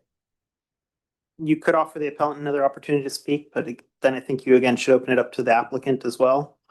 And I think you should also give staff an opportunity to make any closing comments that Erica might have as well. I think the appellant should get a chance to speak on anything that was made in Yeah. public comment, though. Stephanie, do you want to say anything else before we? But I just want to make sure, do you have any remaining questions that we could? Okay. Okay. I'm just gonna reiterate what you said since it wasn't in the mic. Stephanie just said she doesn't have any further comments at this time, but if we have any further questions, to direct them to her. Should we go? Okay. Applicant, Bruce, would you like to say anything else? No. Okay. We'll go to city staff for any comments they have. I just want to clear up a few things. The action that was before the planning commission and then the action that would ultimately be before you is just a use. Right. It's just what can be done on the inside of that building. It doesn't matter what you change it to, if you change it to commercial, if you change it to industrial. It's not allowing him to change the outside of that building. If he wants to change the outside of that building, and he may not need to. So let's say he can turn that into a residence and he never touches the outside. That's great. Of course, you need a building permit. He doesn't need me. He's not touching the outside. The second he touches the outside, he needs to get a planning permit. So that would be reviewed. Now, if he wanted to tear down 3 walls and whatever the case may be, planning is most likely going to go with a recommendation for denial. That's a huge project, right? If whatever else he's proposing, I don't know, I'm making things up. I want to put in a window or I want to change a door. That needs to be reviewed by a qualified person who can tell us, does this improvement damage the building? And then you or the planning commission would ultimately make that decision on how they want to move forward. But the project right now is just the use. Anything he does in the future, whether it's on the inside of the building and needs a building permit, or if he touches the outside, he needs a planning permit, will then be reviewed. So anything we're reviewing right now is just use to use. There's a use allowed, there's a use would be allowed to be different. He cannot build apartments on that site. I know that keeps coming up. The density for that site is 1 unit. So apartments, it does not factor into 1 unit. He can, once it's a residence, you can live in it, you can rent it, whatever you might want to do, but he can't build apartments. He can't put 2 units, he can't put 4 units. Unless we ever change the density for residential, he's at 1 unit for that small parcel. It's a very small parcel. I know it looks big, but the parcel next to it that's vacant is owned by the school district. It's not his. The reason that staff had mentioned it in the prior planning commission staff report was, regardless of whatever happens with this building, whether the zoning never gets changed, whether the zoning gets changed, whatever the case may be, if someone is going to buy that property, they're going to come to City Hall and say, was anything ever reviewed on this property? And I want to make it absolutely clear that the city wants to protect that building. I do not want it damaged. I do not want it harmed in any way.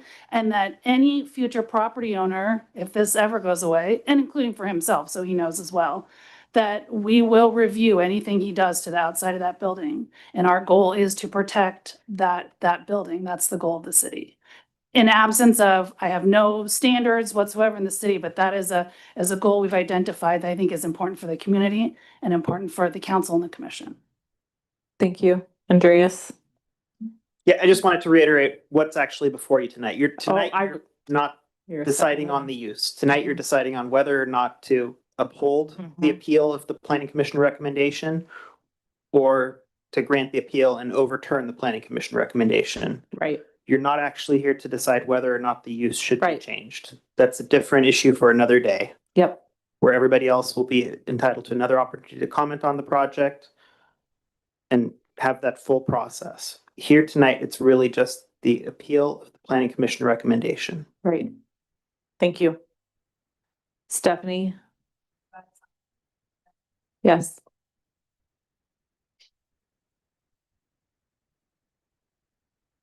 If you look at the chart I gave you, she just said you can't build apartments on there. It says right here, you can, permitted.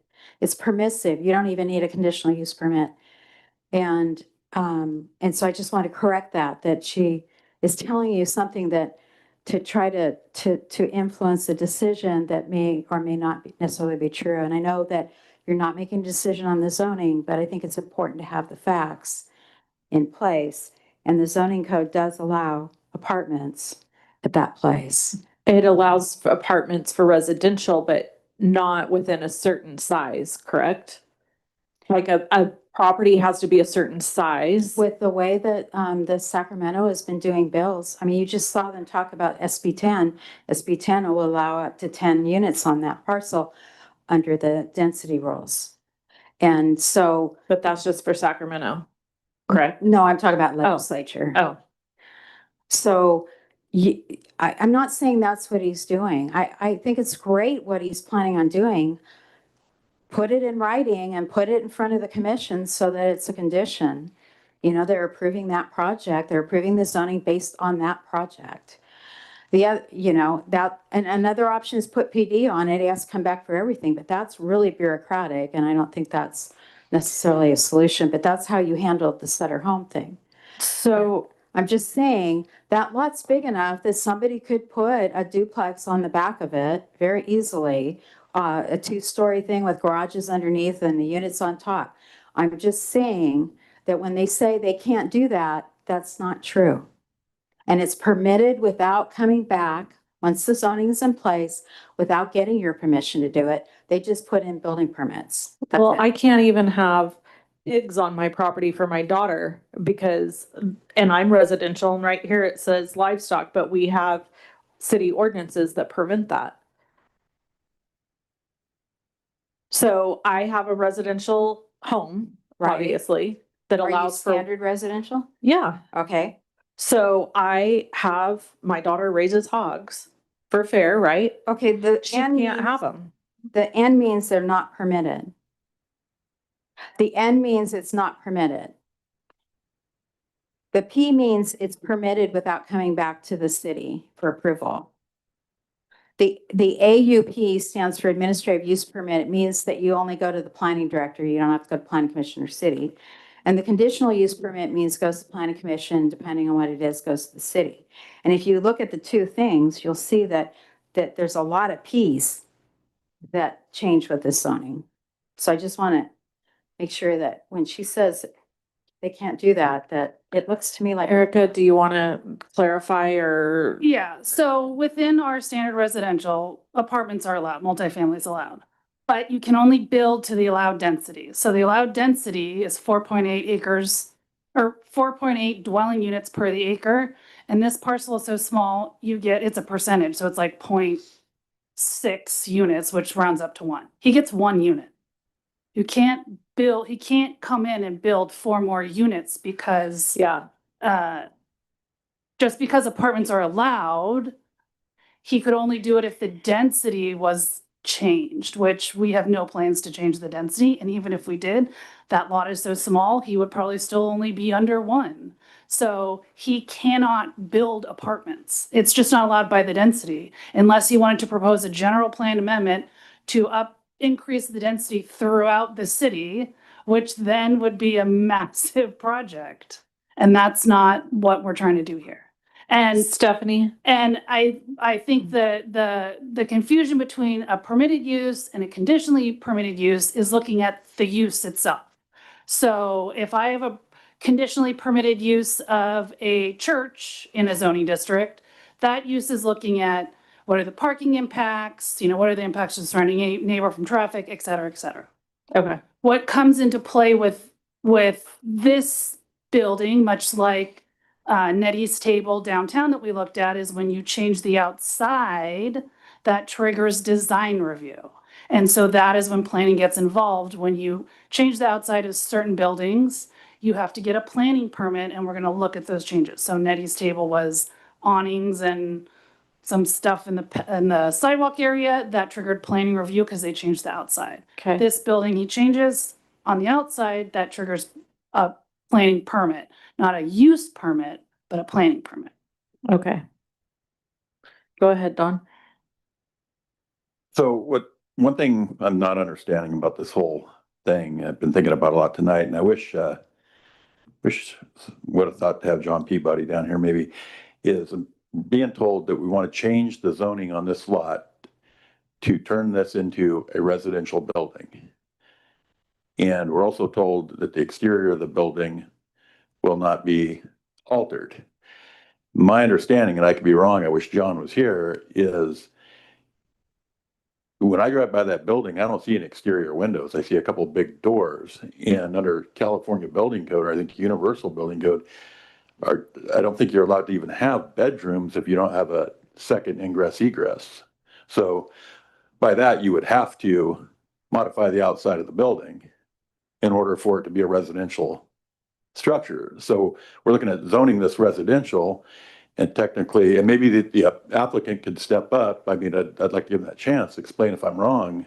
So I'm not sure if, even looking at this as a residential building is something feasible. So I'm not understanding. And I'd love to let the applicant speak to that since John isn't here to ask him. Thank you for the opportunity. Yes, you are right. You need ingress and egress for any residential building. Those iron doors you see, right behind those iron doors is the original pair of wooden doors with the windows in them. So the building will have a pair of opening functional wooden windows with so you get the light inside. The other door is the same. The back door is gone. There is the iron door, but the actual door is gone. So that will also allow the new door that'll be put in there will allow the ingress and egress that you're talking about, and the air and the light and the ventilation. And you're right, you cannot have a walled off bedroom in a room such as that. You'd have a partition wall, so it would act as a studio. And then that way it would meet all the requirements. Okay, thank you for clarifying that. No. Okay, does staff or council have any other comments, questions, thoughts? Okay, so I'm gonna bring us back around to what as Andrea said earlier, what we're really here to decide tonight is if we are going to uphold the appeal or deny it. And so at this point, each council member can have their discussion if they want, or they can motion on how they want to handle this.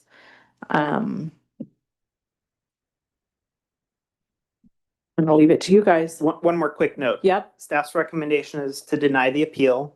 And if the council chooses to go that route, in your packet, you'll find a draft resolution we've prepared with findings to support that denial.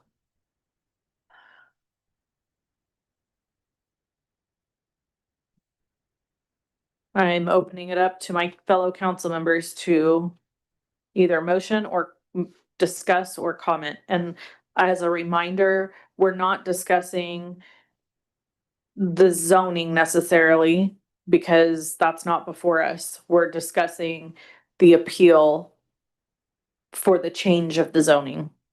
So, another question. So if we were to deny the appeal, it still has to come back and we'll still have a chance to deny changing it to single residential down the road or no? Yes. Okay, Yes. I just wanted to clarify that.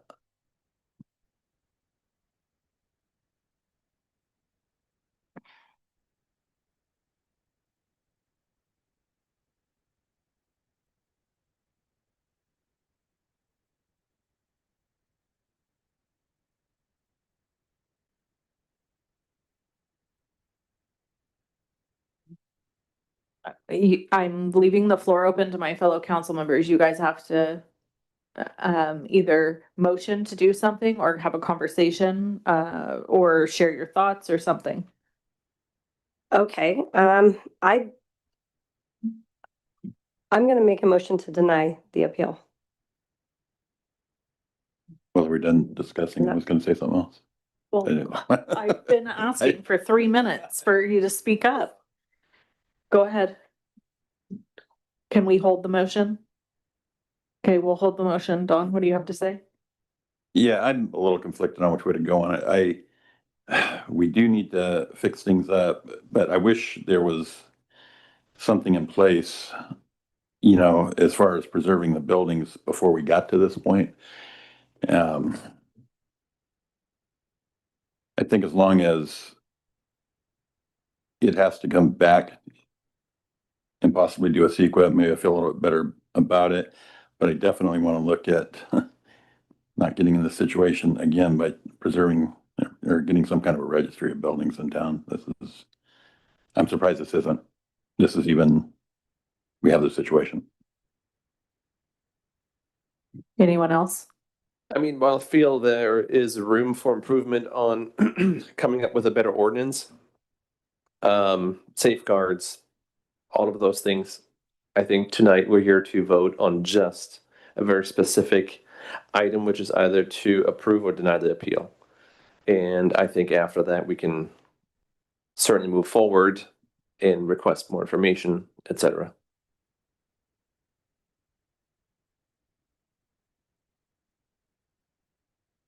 Anyone else? Debbie? No comments? No comment. Okay. Would you like to move forward with your motion? Yes. Does she need to restate it? Or is that good? No, but I would like to clarify, does the motion also include approving the draft resolution in the packet? Draft resolution. So in the packet, we've got a draft resolution 25-21 or 2025-21, which outlines findings for that denial of the appeal.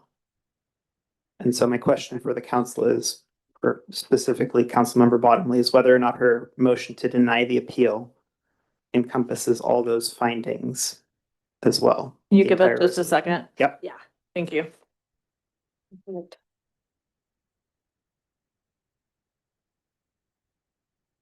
finding it? No.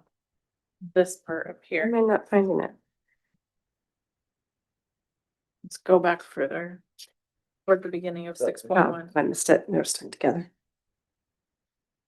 So essentially what Andreas is asking, correct me if I'm wrong, is there was discussion regarding if we're sending this back with further direction or if we're just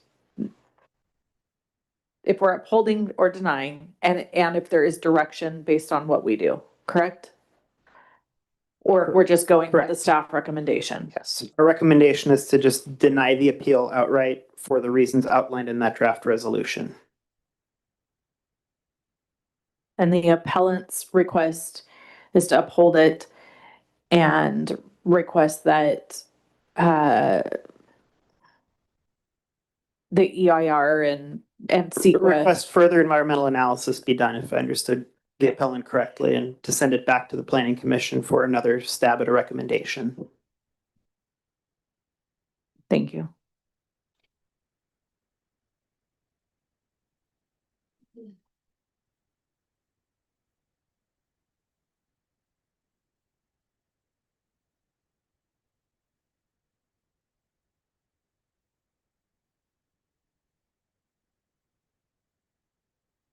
Andreas, if she just reads the resolution in bold on the top there. Yeah, that would be Would that perfectly suffice? sufficient, yes. Thank you. If there are any findings that you wish to modify in that resolution, we can also do that.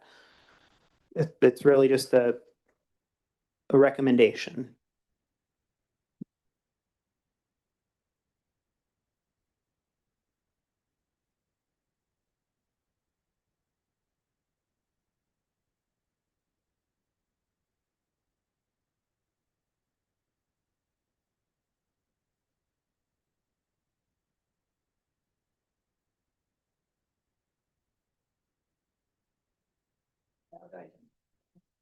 Mm-hmm. Read it right out of the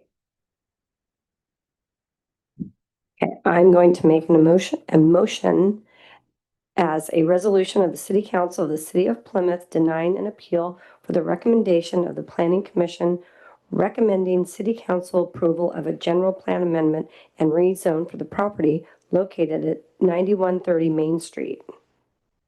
Do you need the numbers too? No. Second. Councilmember Bottomley, Aye. Councilmember Dill, Aye. Councilmember Hornish, Aye. Vice Mayor Nunn, No. Mayor Cranford. No. Thank you. Motion passes.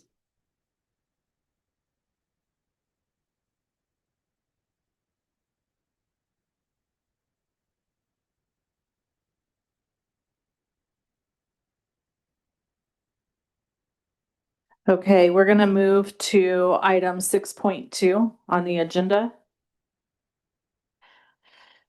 Discussion and possible action to conduct first reading by title only of an ordinance amending Title 19 of the Plymouth Municipal Code zoning ordinance and approve resolution adopting design guidelines for the city of Plymouth.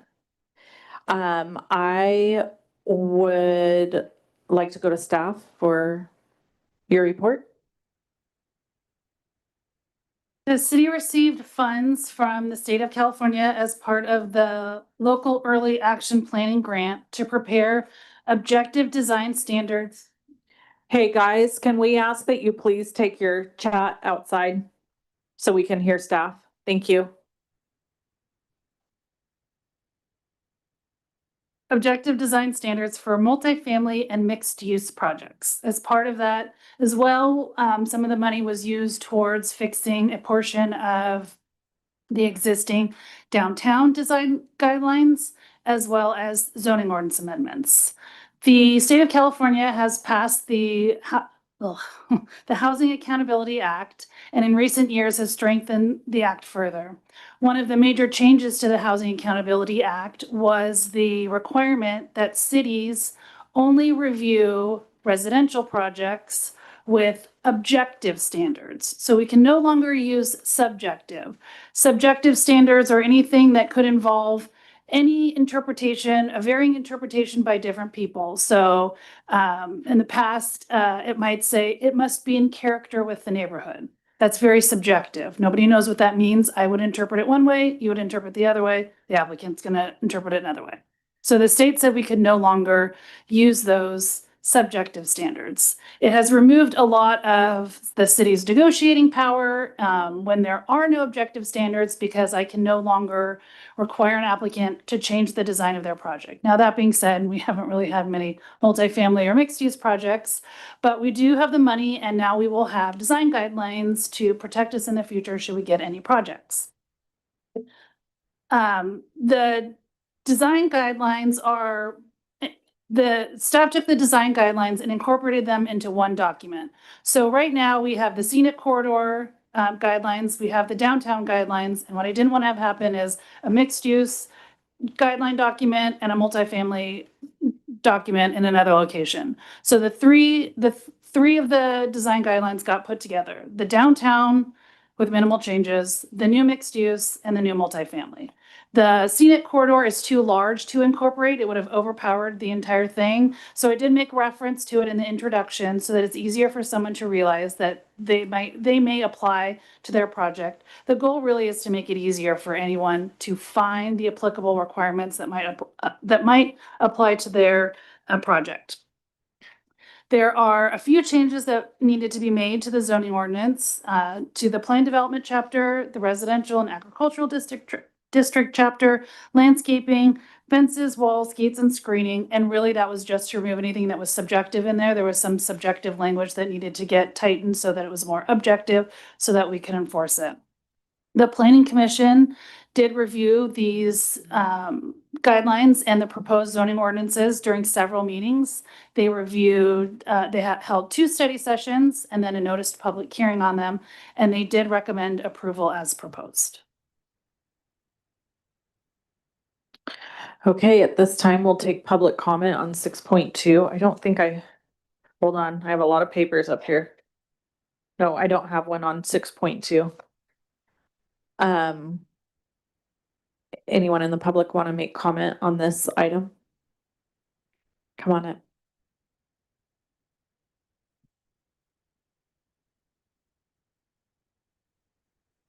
Hello again, Craig Bracco, Foothill Conservancy. Just wanted to take this opportunity to congratulate the city on their work done on these ordinance changes. Everything covered here are things that the Foothill Conservancy has long advocated for. Design guidelines, mixed use development, especially along in the classic Main Street of our small towns, and of course, multifamily housing, which is still vitally needed to provide affordable housing and workforce housing for the residents of Plymouth and Elmore County generally. Supervisor Oneto knows I've been frequently before the Board of Supervisors urging a county adoption of commercial design guidelines. So I congratulate the city on their further work on this subject. This sort of sets the stage for long-term attractive redevelopment of Main Street, and just particularly the sort of classic, mixed-use Main Street, walkable commercial area with apartments above, typically a 2 or 3 story buildings. It's sort of a classic, iconic look. You can see it in lots of communities in the Motherwood area. You can see it at, frankly, Main Street USA Disneyland. Like, it's that iconic. It's the sort of development that not only builds a sense of community, but also is attractive. People literally come from miles away for day trips and tourism, and encourages economic development and the like. So serves many purposes.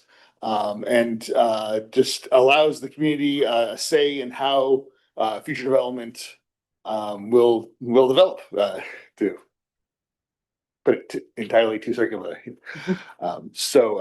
Just like to congratulate the city on this and urge your yes vote on this package. Thank you. Thank you. Anyone else in the public with public comment?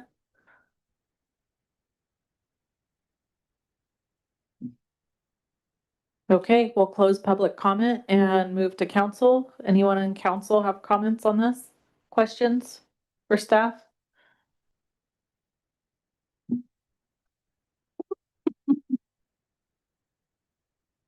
I don't have any.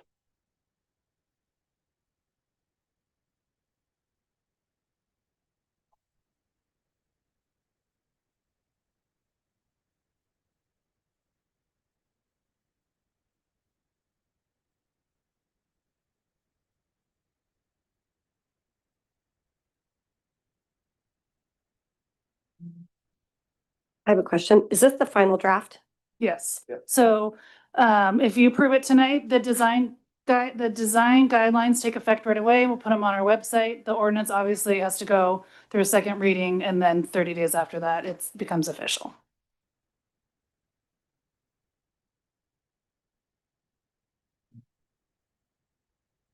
If nobody else has any comments or questions, I'll look for a motion.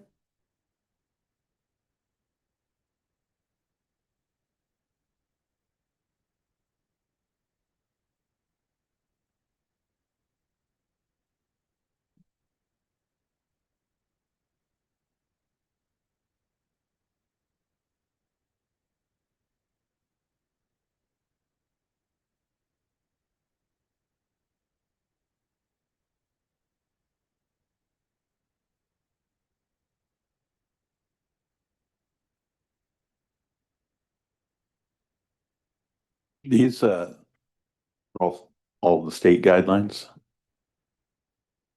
No, so the state says, the state's only requirement is no subjective standards. So these are just guidelines aimed at, for example, on apartment building, reducing the massing, making sure there's articulation in the building, making sure there's things such as varying roof heights or step backs, because the way it works now is in absence of any guidelines, a person can come to me and say, I would like to build an apartment building that is just one big block looking thing that looks like a huge block, and you will have to say yes.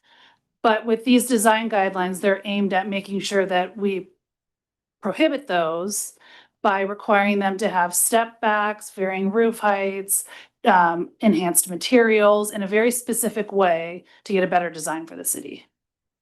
So on this section 5, fences, walls, gates and screening, if you Oh. could, I'm sorry, that's different. That's the zoning ordinance, yes.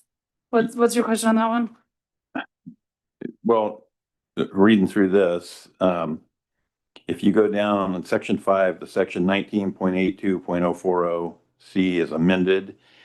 And then if you go C, residential buffer number 2, it says whenever new construction of any residential use abuts any educational institution, childcare facility, other stuff, day nursery, small group, it says that basically a 6-foot high solid masonry wall shall be required. Mhm. And so I'm wondering, like, the situation we just heard, technically that would be being changed to new residential. So that would be saying you would have to put up a 6-foot masonry wall. To me, 6-foot masonry walls aren't really all that appealing looking. I mean, why can't it be a wood fence or something else? You know, if we have that in the code, then that's what they have to do. And I don't know how other people feel, but everybody might not want to look at concrete walls everywhere around Plymouth, you know? I'm pulling up the section right now. I don't have it memorized.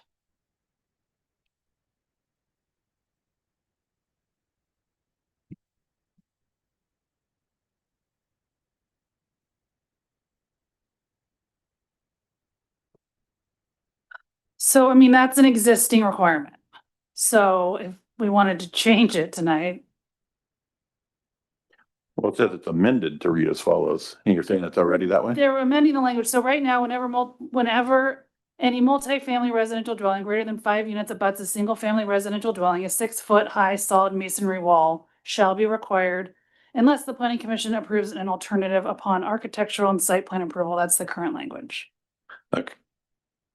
Okay, so you're taking out the unless the council approves or Yeah. the commission? So, and then on the number 2, it's talking about just a single residential, and it basically it takes out any options for anything other than just putting up 6-foot concrete walls. Because then it becomes subjective. So that's why the unless comes out. Now, if you want to change the zoning ordinance to say, I have no particular thought which way on whether or not you should have a masonry wall, if you wanted to change the zoning ordinance, we can change it.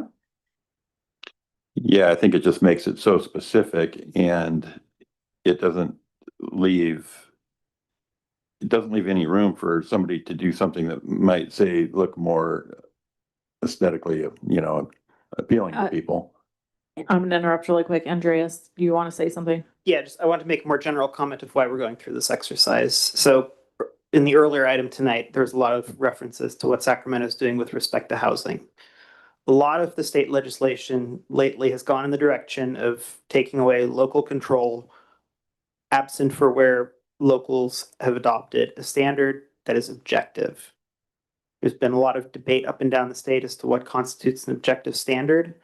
And so jurisdictions all over the place are trying to adopt these objective standards so that there's some amount of local control left in considering housing projects that are brought in under these streamlining legislation processes. So that's why we're trying to, as Eric is saying, if we leave all of this wiggle room for other options, other creative solutions that might seem appealing or that would probably be better than what we're looking to prescribe, that brings a standard into the realm of being subjective. And then depending on what kind of an application we get, if we get an application for one of these by right under state law projects, we might be completely out of luck and the developer can say, well, you don't have an objective standard on, for example, what kind of a wall separates my use from the adjacent property owners. Therefore, I can do whatever I want or do nothing at all and not have a wall at all.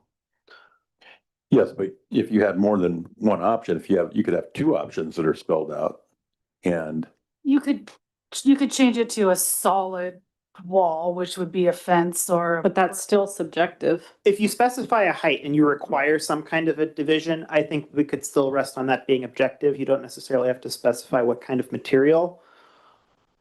But that starts to get away from the objective standard of what kind of a wall do I need? Well, you need a 6-foot wall or you need a 6-foot fence. Yeah. So I don't want to suggest that we get so creative as to say, well, you need either a 4-foot fence or a 5-foot chain link fence or a 6-foot masonry wall. The more options you give, the less objective a standard becomes.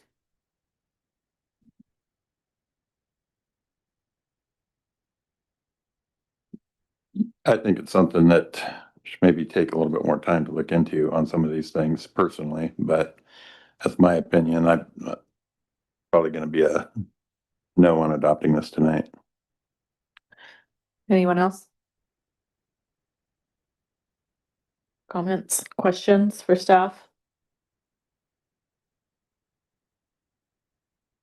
No? Okay, then I'm looking for a motion on the floor.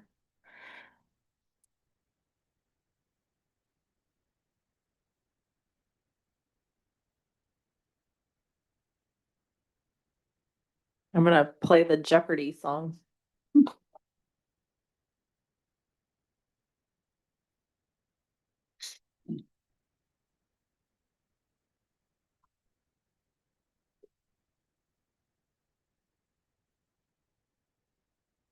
Motion I'd make is we bring it back at a later time and look, have a little bit more discussion on it and public input on it. I would also think that we should communicate a little further on this because it's pretty in-depth of what we're being asked to approve, right? I appreciate all the work that went into it. That's for sure. But I also would like to have another conversation on it.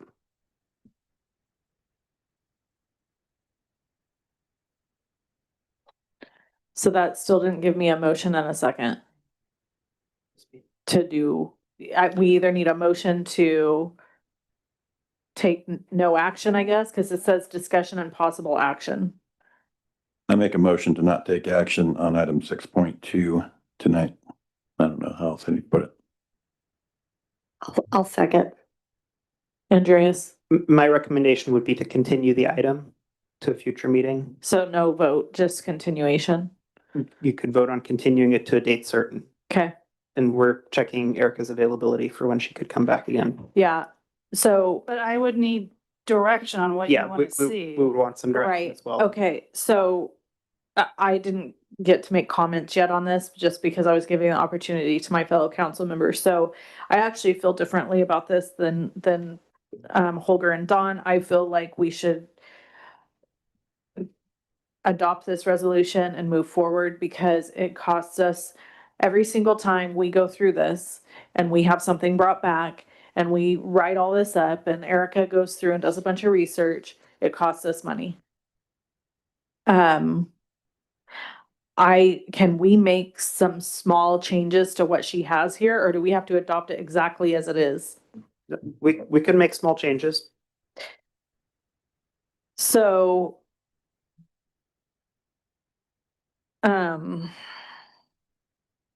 Now, I did hear some council members say they want more public input as well. So we're obviously not going to be able to.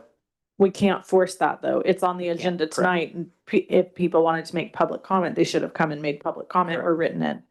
So I struggle with, let's just keep pushing stuff down the road because then I feel like we don't get things accomplished. And it costs us money every single time we have to rehear an item, and it's cost us time and all of those things. So that's my 2 cents on this. If there's some verbiage in here that's concerning, I would say let's give Erica some direction on that. But to just say, oh, let's put this off and talk about it again later, I struggle with that because, as to Erica's point, she's saying, okay, but I need to know what it is you want to talk about. I need to know what it is you want changed or amended. And so I feel like the item's here for discussion. Let's discuss it. if there's something we want to change, let's, So I didn't read anything in here that has me. I mean, some things certainly are curious, and I wanted to support Don's endeavor in getting some clarification on some things. If he wants to pick apart the 6-foot solid wall structure item, I'm fine with amending something like that. There's a whole lot of information here. And I'll say that a lot of this is A-okay with me, but if there is any doubt, I think we owe it to our fellow council members to bring it back. I'd really like to hear from Wendy and Debbie, what your guys' opinion is on this one, because I don't, one of the things that I don't want to have happen is because Dawn Holger and I have been here, I don't want it to, I don't want you guys to get glossed over or for you to feel like your opinions Yes, we could. can't be shared. It's not the Dawn, Wendy, and Holger show.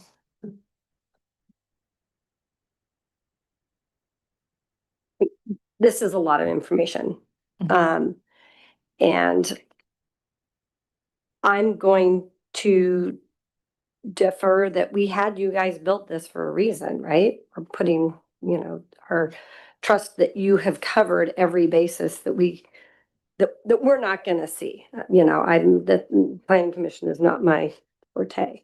Yeah. So I'm hopeful that, from what I can tell, from lack of a better word, layman's point of view of looking at it, it looked like you guys have done a great job and you've covered everything that we wouldn't know of. So, I'm with Wendy, like, let's get this done. If something gets called out way in the future, then we bring it back, but I think as it sits right now, it looks like a great piece of work. Debbie? Do you have anything? Going back to what Dawn was talking about with the residential buffer, could it just say a 6-foot high solid wall and still be objective? Yeah, we can just strike the word masonry from that section. And then that would give a little bit of flexibility as far as the aesthetics of it. But I do agree with Wendy, it's a lot of information to absorb in a short amount of time. I mean, I've read through this. We got our packets. I got my packet on Monday. I've read through this 3 times since I got my packet, and I can't say that it's all that much clearer to me now than it was the day I got the packet and read it the first time. So, to me, I don't see anything that just jumps out as. I think what happens sometimes is we stall on things like this for fear of approving something that's going to bite us in the butt down the line. That's what happens, in my opinion, on city councils. Actually, to Supervisor Oneto's point earlier, you put something in place, you implement something and you don't think it through. And then later down the line, you go, oh, well, that wasn't a good idea. So I understand the hesitation, but I think that this actually puts some protections in place. If the state is starting to come in and kind of, swing the big brother arm, that's one of the things that concerns me more than having a slight mistake, I guess. I don't even know that mistake's the right word. Well, even if we're gonna call it a mistake for, better for worse, we can still come back to it, right? Yeah, we can always revisit, right, at a later You can time and then change it. amend the code. The planning commission has a goal for the upcoming years to really look at the zoning ordinance and to fix some things in it. So I've always said that I'm not a person that believes that the zoning ordinance has to live the way the zoning ordinance is forever, because cities change. Right. And so if something in here ends up not working, it can be changed. We bring it back through the process and go through that. Likewise, if there's anything that ever comes up, the tobacco shop was one, the zoning ordinance didn't work for them and the city determined that that was something they wanted to do. And so we amended the zoning ordinance. I think with design guidelines, and I realize that for people that don't have to deal with architecture every day or planes coming in or what makes good design and what makes bad design, that looks like, stereo instructions. It's complicated. I will say I have worked in cities where we have an absence of guidelines, and these guidelines are enough to protect the city, but I have worked in cities where we have an absence of guidelines. And the design you will get is the design you do not want to see because that is the cheapest design, and that is what they will apply for. And then unfortunately, the city has really no purview in getting them to change. And to that point, we lacked having an ordinance over putting a giant billboard, and now we've got one over the top of Kalina. So, and then now that we've got an ordinance, to my understanding. So I think having some of these things in place could be helpful. Anyway. So what Eric is saying though, as far as people are gonna go the cheapest route, that's my concern on the concrete wall thing. All right, if we have down that everyone has to have a 6-foot concrete wall, you're gonna see a bunch of cinder block walls all over town because that's the cheapest. So we thing to just possibly strike do. that So we and take- say yeah. solid wall. Yeah, I mean, that was one of the concerns, so we can strike that and take that out. One concern I have is a city ordinance, we add it to ordinance, like this would be city ordinance, right? Because we're amending the city ordinance. So to make changes is a little more difficult, where we have to put in the newspaper, I believe, and advertise it, and so it's like if we approve stuff and we put it in, it's not as easy as just change it. It's takes time and costs money. Right. I guess so does this. And this has gone through planning commission and they approved it. They're the experts, in my opinion, on this. Our city staff, in my opinion, that's what we're paying them to do. If otherwise, why do we have them? So, if planning commission recommended this, I'm, Can I ask Don a question? yeah. Don, is there anything in here that we can come up with appease you with striking either masonry or otherwise in order to move forward here tonight?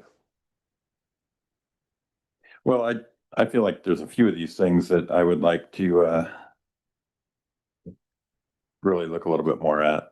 So I guess no, I mean, you guys can approve what you want to approve. I'm a no on it. I think we're rushing into it. And I don't think it's something that's that critical that we can't wait till the next time Eric is here for something else.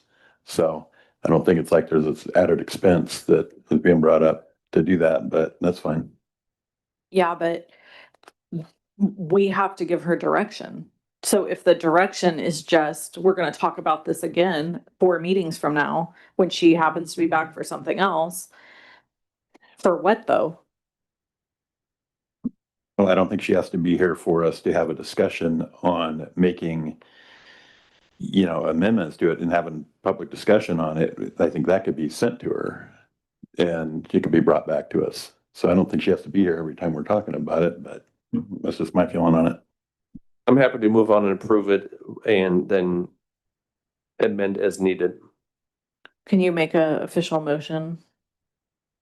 I make a motion to approve the resolution of the Planning Commission of the City of Plymouth recommending City Council approval of design guidelines and amendments to the zoning ordinance Title 19 related to the City of Plymouth design guidelines and to comply with state law. Did you want to strike the word masonry from that one section?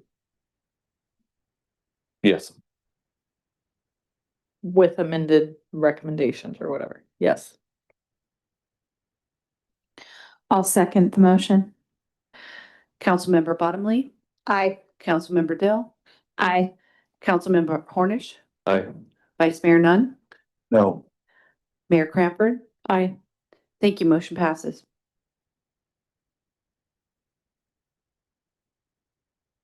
Okay, we're gonna move to 7.1, discussion and possible action to approve TOT grant request for the Harvest Festival for up to $2,000. I'm sorry you had to wait so long for this. Does staff have a recommendation or comments? The Plymouth Foothills Rotary is planning to hold their annual Harvest Festival on Main Street. They are requesting an amount of $2,000 from TOT funds to help fund their event. And in the past, the city has granted TOT funds for this festival. It is a well-attended family event that is a great benefit to the city. As far as environmental determination, action on this item does not constitute a project under section 15378 of the CEQA guidelines. Therefore, this item is not subject to environmental review. And the fiscal impact associated with the city with the items up to $2,000 from the city's transient occupancy tax streets and promotions fund. And the staff recommends the city council discuss this TOT grant application and provide direction to staff regarding whether and how much money we should be awarding. Thank you. Public comment on 7.1. I have Nan Danford. Bless you for waiting for so long. So the first thing I'm gonna say is next time, please put us first. Anyway, I'm Nan Danford. I'm with the Plymouth Foothills Rotary. And yes, in the past, the city has given us the money, granted us the money to put on this great event for the community. And I just want to let you guys know, as you already do know, that the Rotary does a lot of good for the community, and a lot of the funds have gone to renovate the Veterans Park. And that's what the money from this one would be earmarked for as well, to do additional improvements to the Veterans Park for our community. So we hope that you guys can find that within the budget to grant us those funds so we can have an awesome event once again this year. Thank you. Anyone else want to make public comment on 7.1?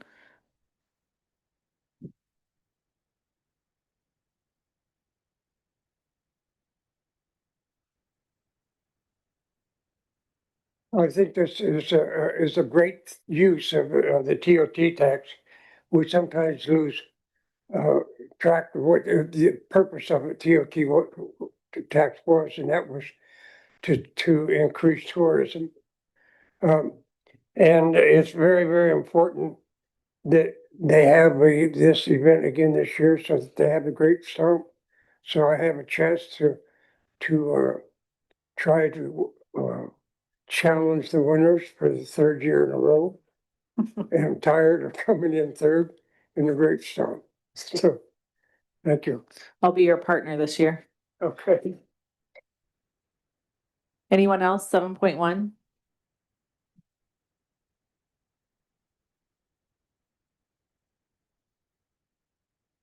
Rosemary Marino Moody, Plymouth.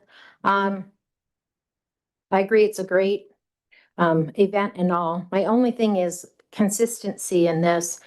For the Christmas one, they were required to give a budget, where I don't see any budget in this one. So you've got to be consistent when you're giving TOTs, that everybody's required to give the same documentation. So I don't see anything, at least in the packet I saw, that was online that shows that. Oh, you're saying that a broken down budget. They have a budget amount in here, but you're saying a specific broken down. It was required to give a proposed budget for the Christmas one that broke it all down, and I don't understand why the. I don't know I don't know that that was required. I think that they just did that. The requirement, I'm pretty sure, is just what's on this application. I think they did that as an extra thing to show us what they were using it for. But to your point, I know it's on our list of things to do to kind of revisit the TOT stuff. So. All right, because the way I read it, the TOT, it sounds like they're supposed to give a proposed budget and then also can be requested to give an expenditure report from the previous year, the revenue and expense report. So I'm just saying we need to be consistent with TOTs with everyone. So everyone is coming with the same documentation to the city council. I have no problem with the Harvest Festival. They do a great job, and I'm sure $2,000 is probably won't cover everything that they have, and they do. That's not what my thing is. I'm just talking about consistency Looking for with all applicants. standard guidelines, maybe? Yes. Yeah, and we do have that on our list to work on that. All right, thank you. Thanks, Rosemary. Anyone else? Public comment on this item? Okay, we'll close public comment at this time for this item, and I'll move to council discussion.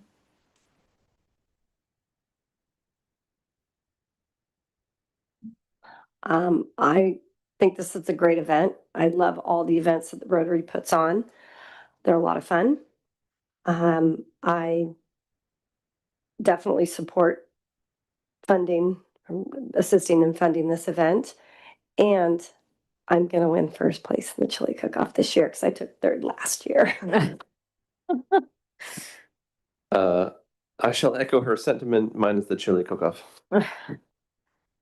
Debbie? When is the event? That way we can all put it on our calendar. You guys should have a flyer. You guys could post it on Facebook. Oh, yeah, we don't have a flyer.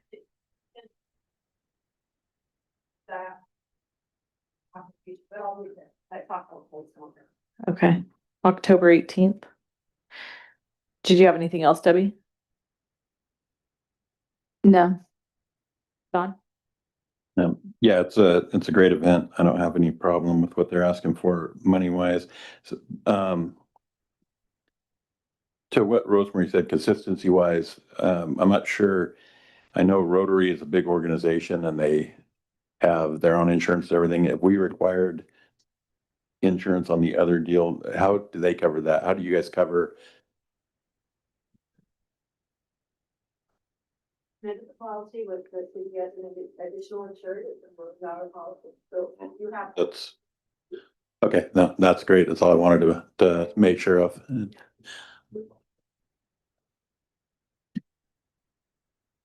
Yeah, and like Mayor was saying, that's something we're gonna be talking about in the future. The last person actually did just volunteer that to us. The last grant is, and so that's fine. I see you're actually spending a lot more than you're asking for probably on this event anyway, so. And we do appreciate the great things you've done, the money for the park and everything, so I'm good with it. All right, let's get a motion. Let Debbie do one.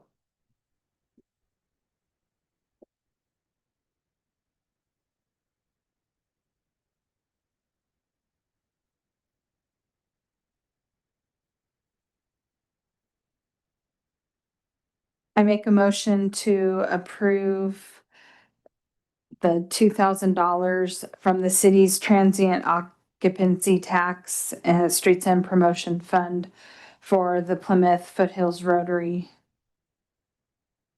I'll second it. Harvest Festival. Councilmember Bottomley, Aye. Councilmember Dill, Aye. Councilmember Hornish, Aye. Vice Mayor Nunn, Aye. Mayor Cranford. Aye. Thank you. Motion passes. You're welcome. Thanks for waiting. Yeah, thanks for being patient. Okay, we're gonna go ahead and do city manager's report. Thank you.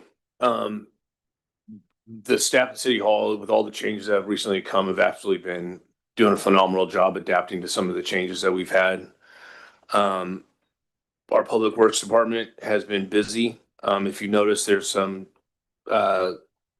on the far end of Main Street, some sidewalk cleaning up. They've done some painting of some unlevel areas to help decrease our liability. They've grinded down some areas to make the pavement a little bit more smoother.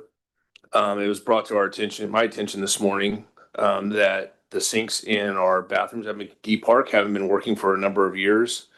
I'm happy to report that at least 50% of the bathrooms right now have running water to the sink. The others should be up and running tomorrow. That was done with very, very, very minimal costs with parts that we had on hand. So that's awesome. It was also brought up, mentioned to me outside of this room today was the city vehicle issue with the Public Works.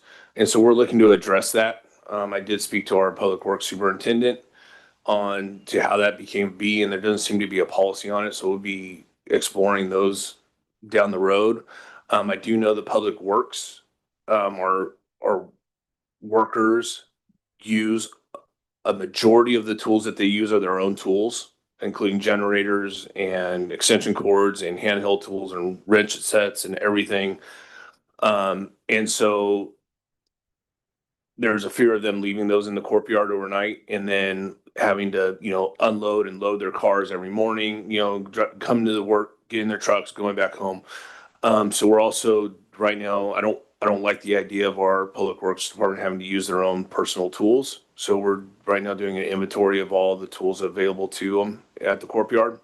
And we're looking at making those adjustments later on.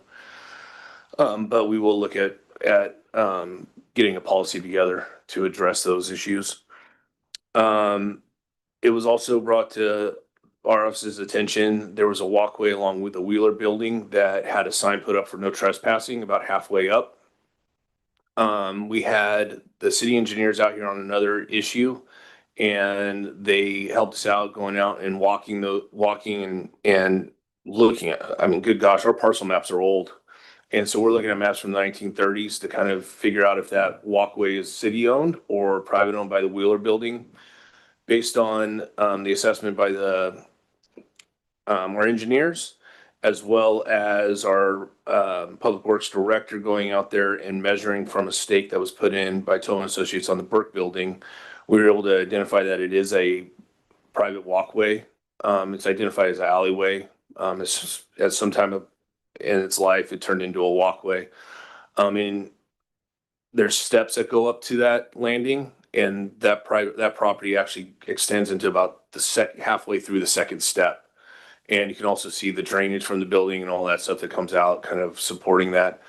The next step would be to get actually pay for a survey of it, which I don't think we'll need to, based on what our public works has found and also the engineer's assessment. But I'll leave that up to the council. Councilmember Hornish brought up an issue between the fair and the city and the use of the pool. I've been in touch with Mr. Hoffman, the CEO of the fair. They are scouring their records right now to see if there's any agreement that we've had with the city. We've also been looking through our records, and as of this afternoon, we've been doing this for a while, but as of this afternoon, we found an unsigned and uncompleted agreement from going back to 2001 that I haven't had a chance to review yet. But that's an issue that we're working with the fairgrounds right now to adopt or to, work out. So they're not sub-fronting our bill for PG&E and water usage on that property. So that's a work in progress. Andy Heath, our finance director, flew in from Tennessee and met with the two new council members the other day, and myself, and Councilmember Hornish as well as for CFD stuff at separate times. So I want to clarify that for Brown Act reasons. And just got up to speed on kind of where we're at financially and the proposed budgets that we're going to be discussing in future meetings. We have an accountant position being flown right now. It was pointed out to us that there was some inconsistencies in the way it was in the posting, so we did extend it out till Tuesday for the closing date. We have one applicant that has applied. We've had some other inquiries via email and responses that, it wouldn't be beneficial for them to leave their current position to come here, but we are still hopeful and leaving that open till Tuesday, and we'll figure out a way to go from there. And also, by our next council meeting, we will have Zoom capabilities up and ready to go. So that's pretty exciting that we'll. Awesome. So thank you for your time. Thank you. Okay. Council member reports and agenda items. If you want to just do them all together, we'll start with you, Wendy. Okay, I don't have any agenda items, but I did go to my first ACTC meeting on the 4th of September. I wasn't sure what to expect. I didn't realize I was going to be on the commission as a commissioner, so that was a bit of a shock when I walked in, saw my sign. But it was a good meeting. I wish I would have been more prepared. I would have probably done things a little bit differently. But I'm looking forward to the next one. So it's going to be good. I learned a lot in a very short amount of time, and the people were very nice and welcoming, so that made it a lot easier. Awesome. Yeah. Same thing happened to me with ACRA. I'm on the board of directors, and I didn't realize that's what the assignment was going to be, but Yeah. Welcome to the fire. Yeah, well, yeah, but it was okay. And next time, the next meeting will be much better. Holger?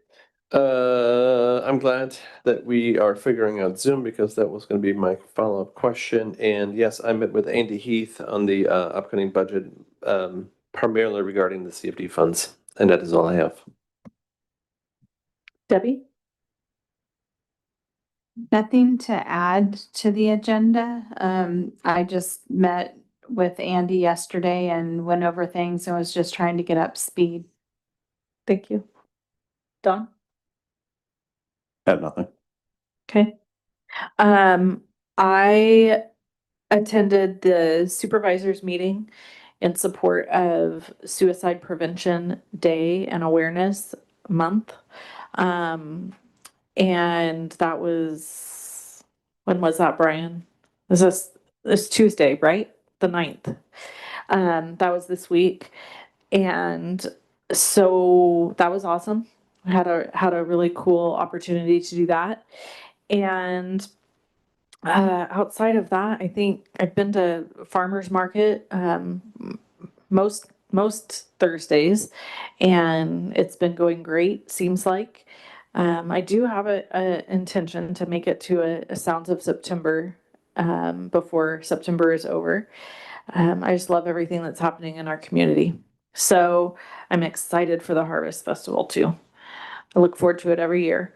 And then agenda items, I just want to get on the agenda, TOT discussion. If it's not already on there, we got to get that streamlined and handled. And So the process for processing requests, not the actual amount. the process for processing requests. And, I mean, I guess we'll hammer out some stuff in the budget on the 25th, but the process I think needs to be addressed, and even what we call it. I'd like to not call it a grant. So, yeah, that's my only agenda item. Okay. I think that's everything. So we're gonna go into closed session. Before we do, we're gonna offer the opportunity for public comment on closed session. And if anyone wants to, I don't think we have anything written in. Okay, but I have yours here. Yeah. So Jason, yep, come on in.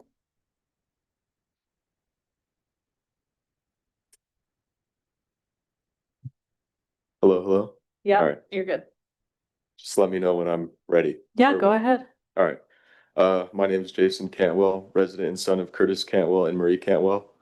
I stand before you to urge this council to ensure due process for Curtis's claim and to demand an immediate independent investigation by the Attorney General or Inspector General into serious allegations of fraud, wage disparity, age and wage discrimination, retaliation, nepotism, and harassment under the tenure of former city manager Margaret S. Roberts.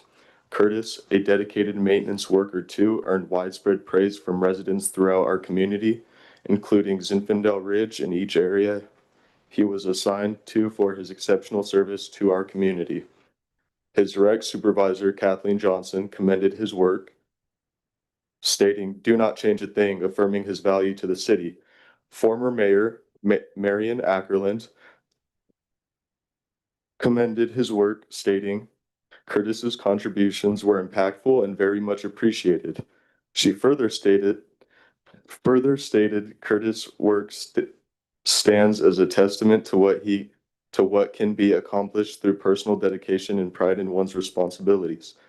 Just to name a few, when Curtis inquired about a cost of living raise with two other coworkers, a reasonable request given his contributions, he faced retaliation from Miss Roberts.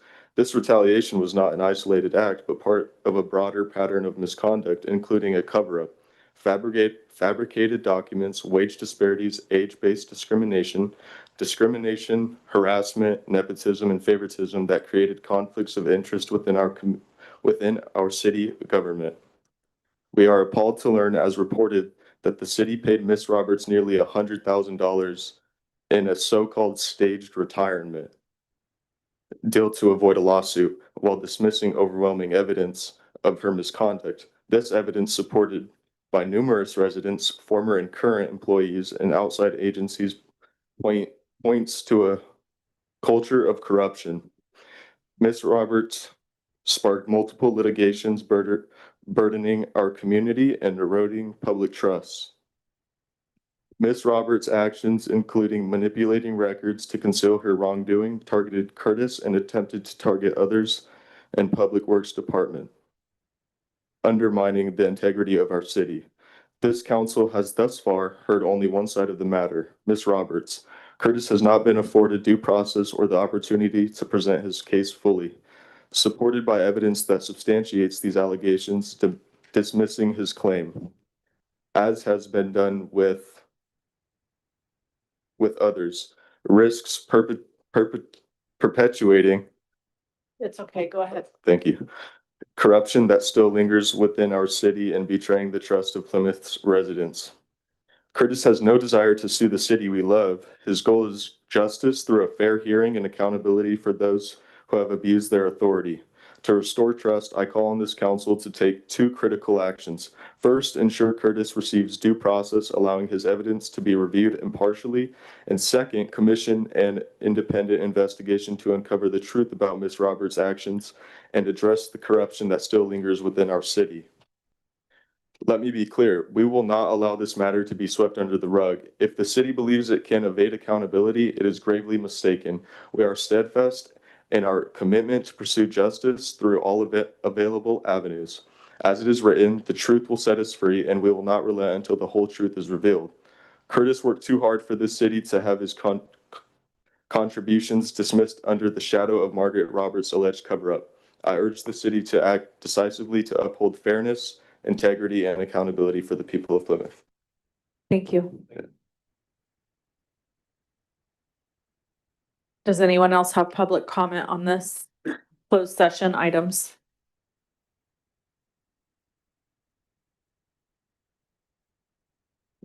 Okay, at this time, we'll close public comment and we'll dismiss the room at 9:32 PM to go into closed session.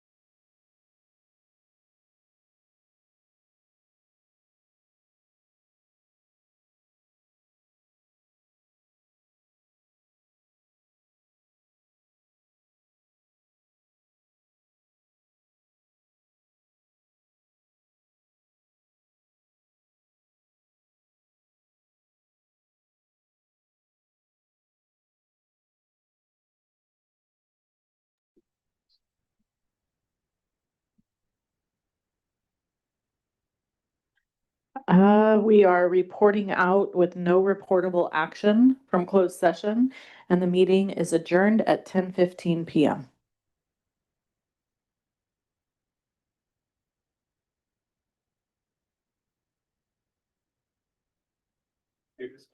I was up at all hours. I mean, we had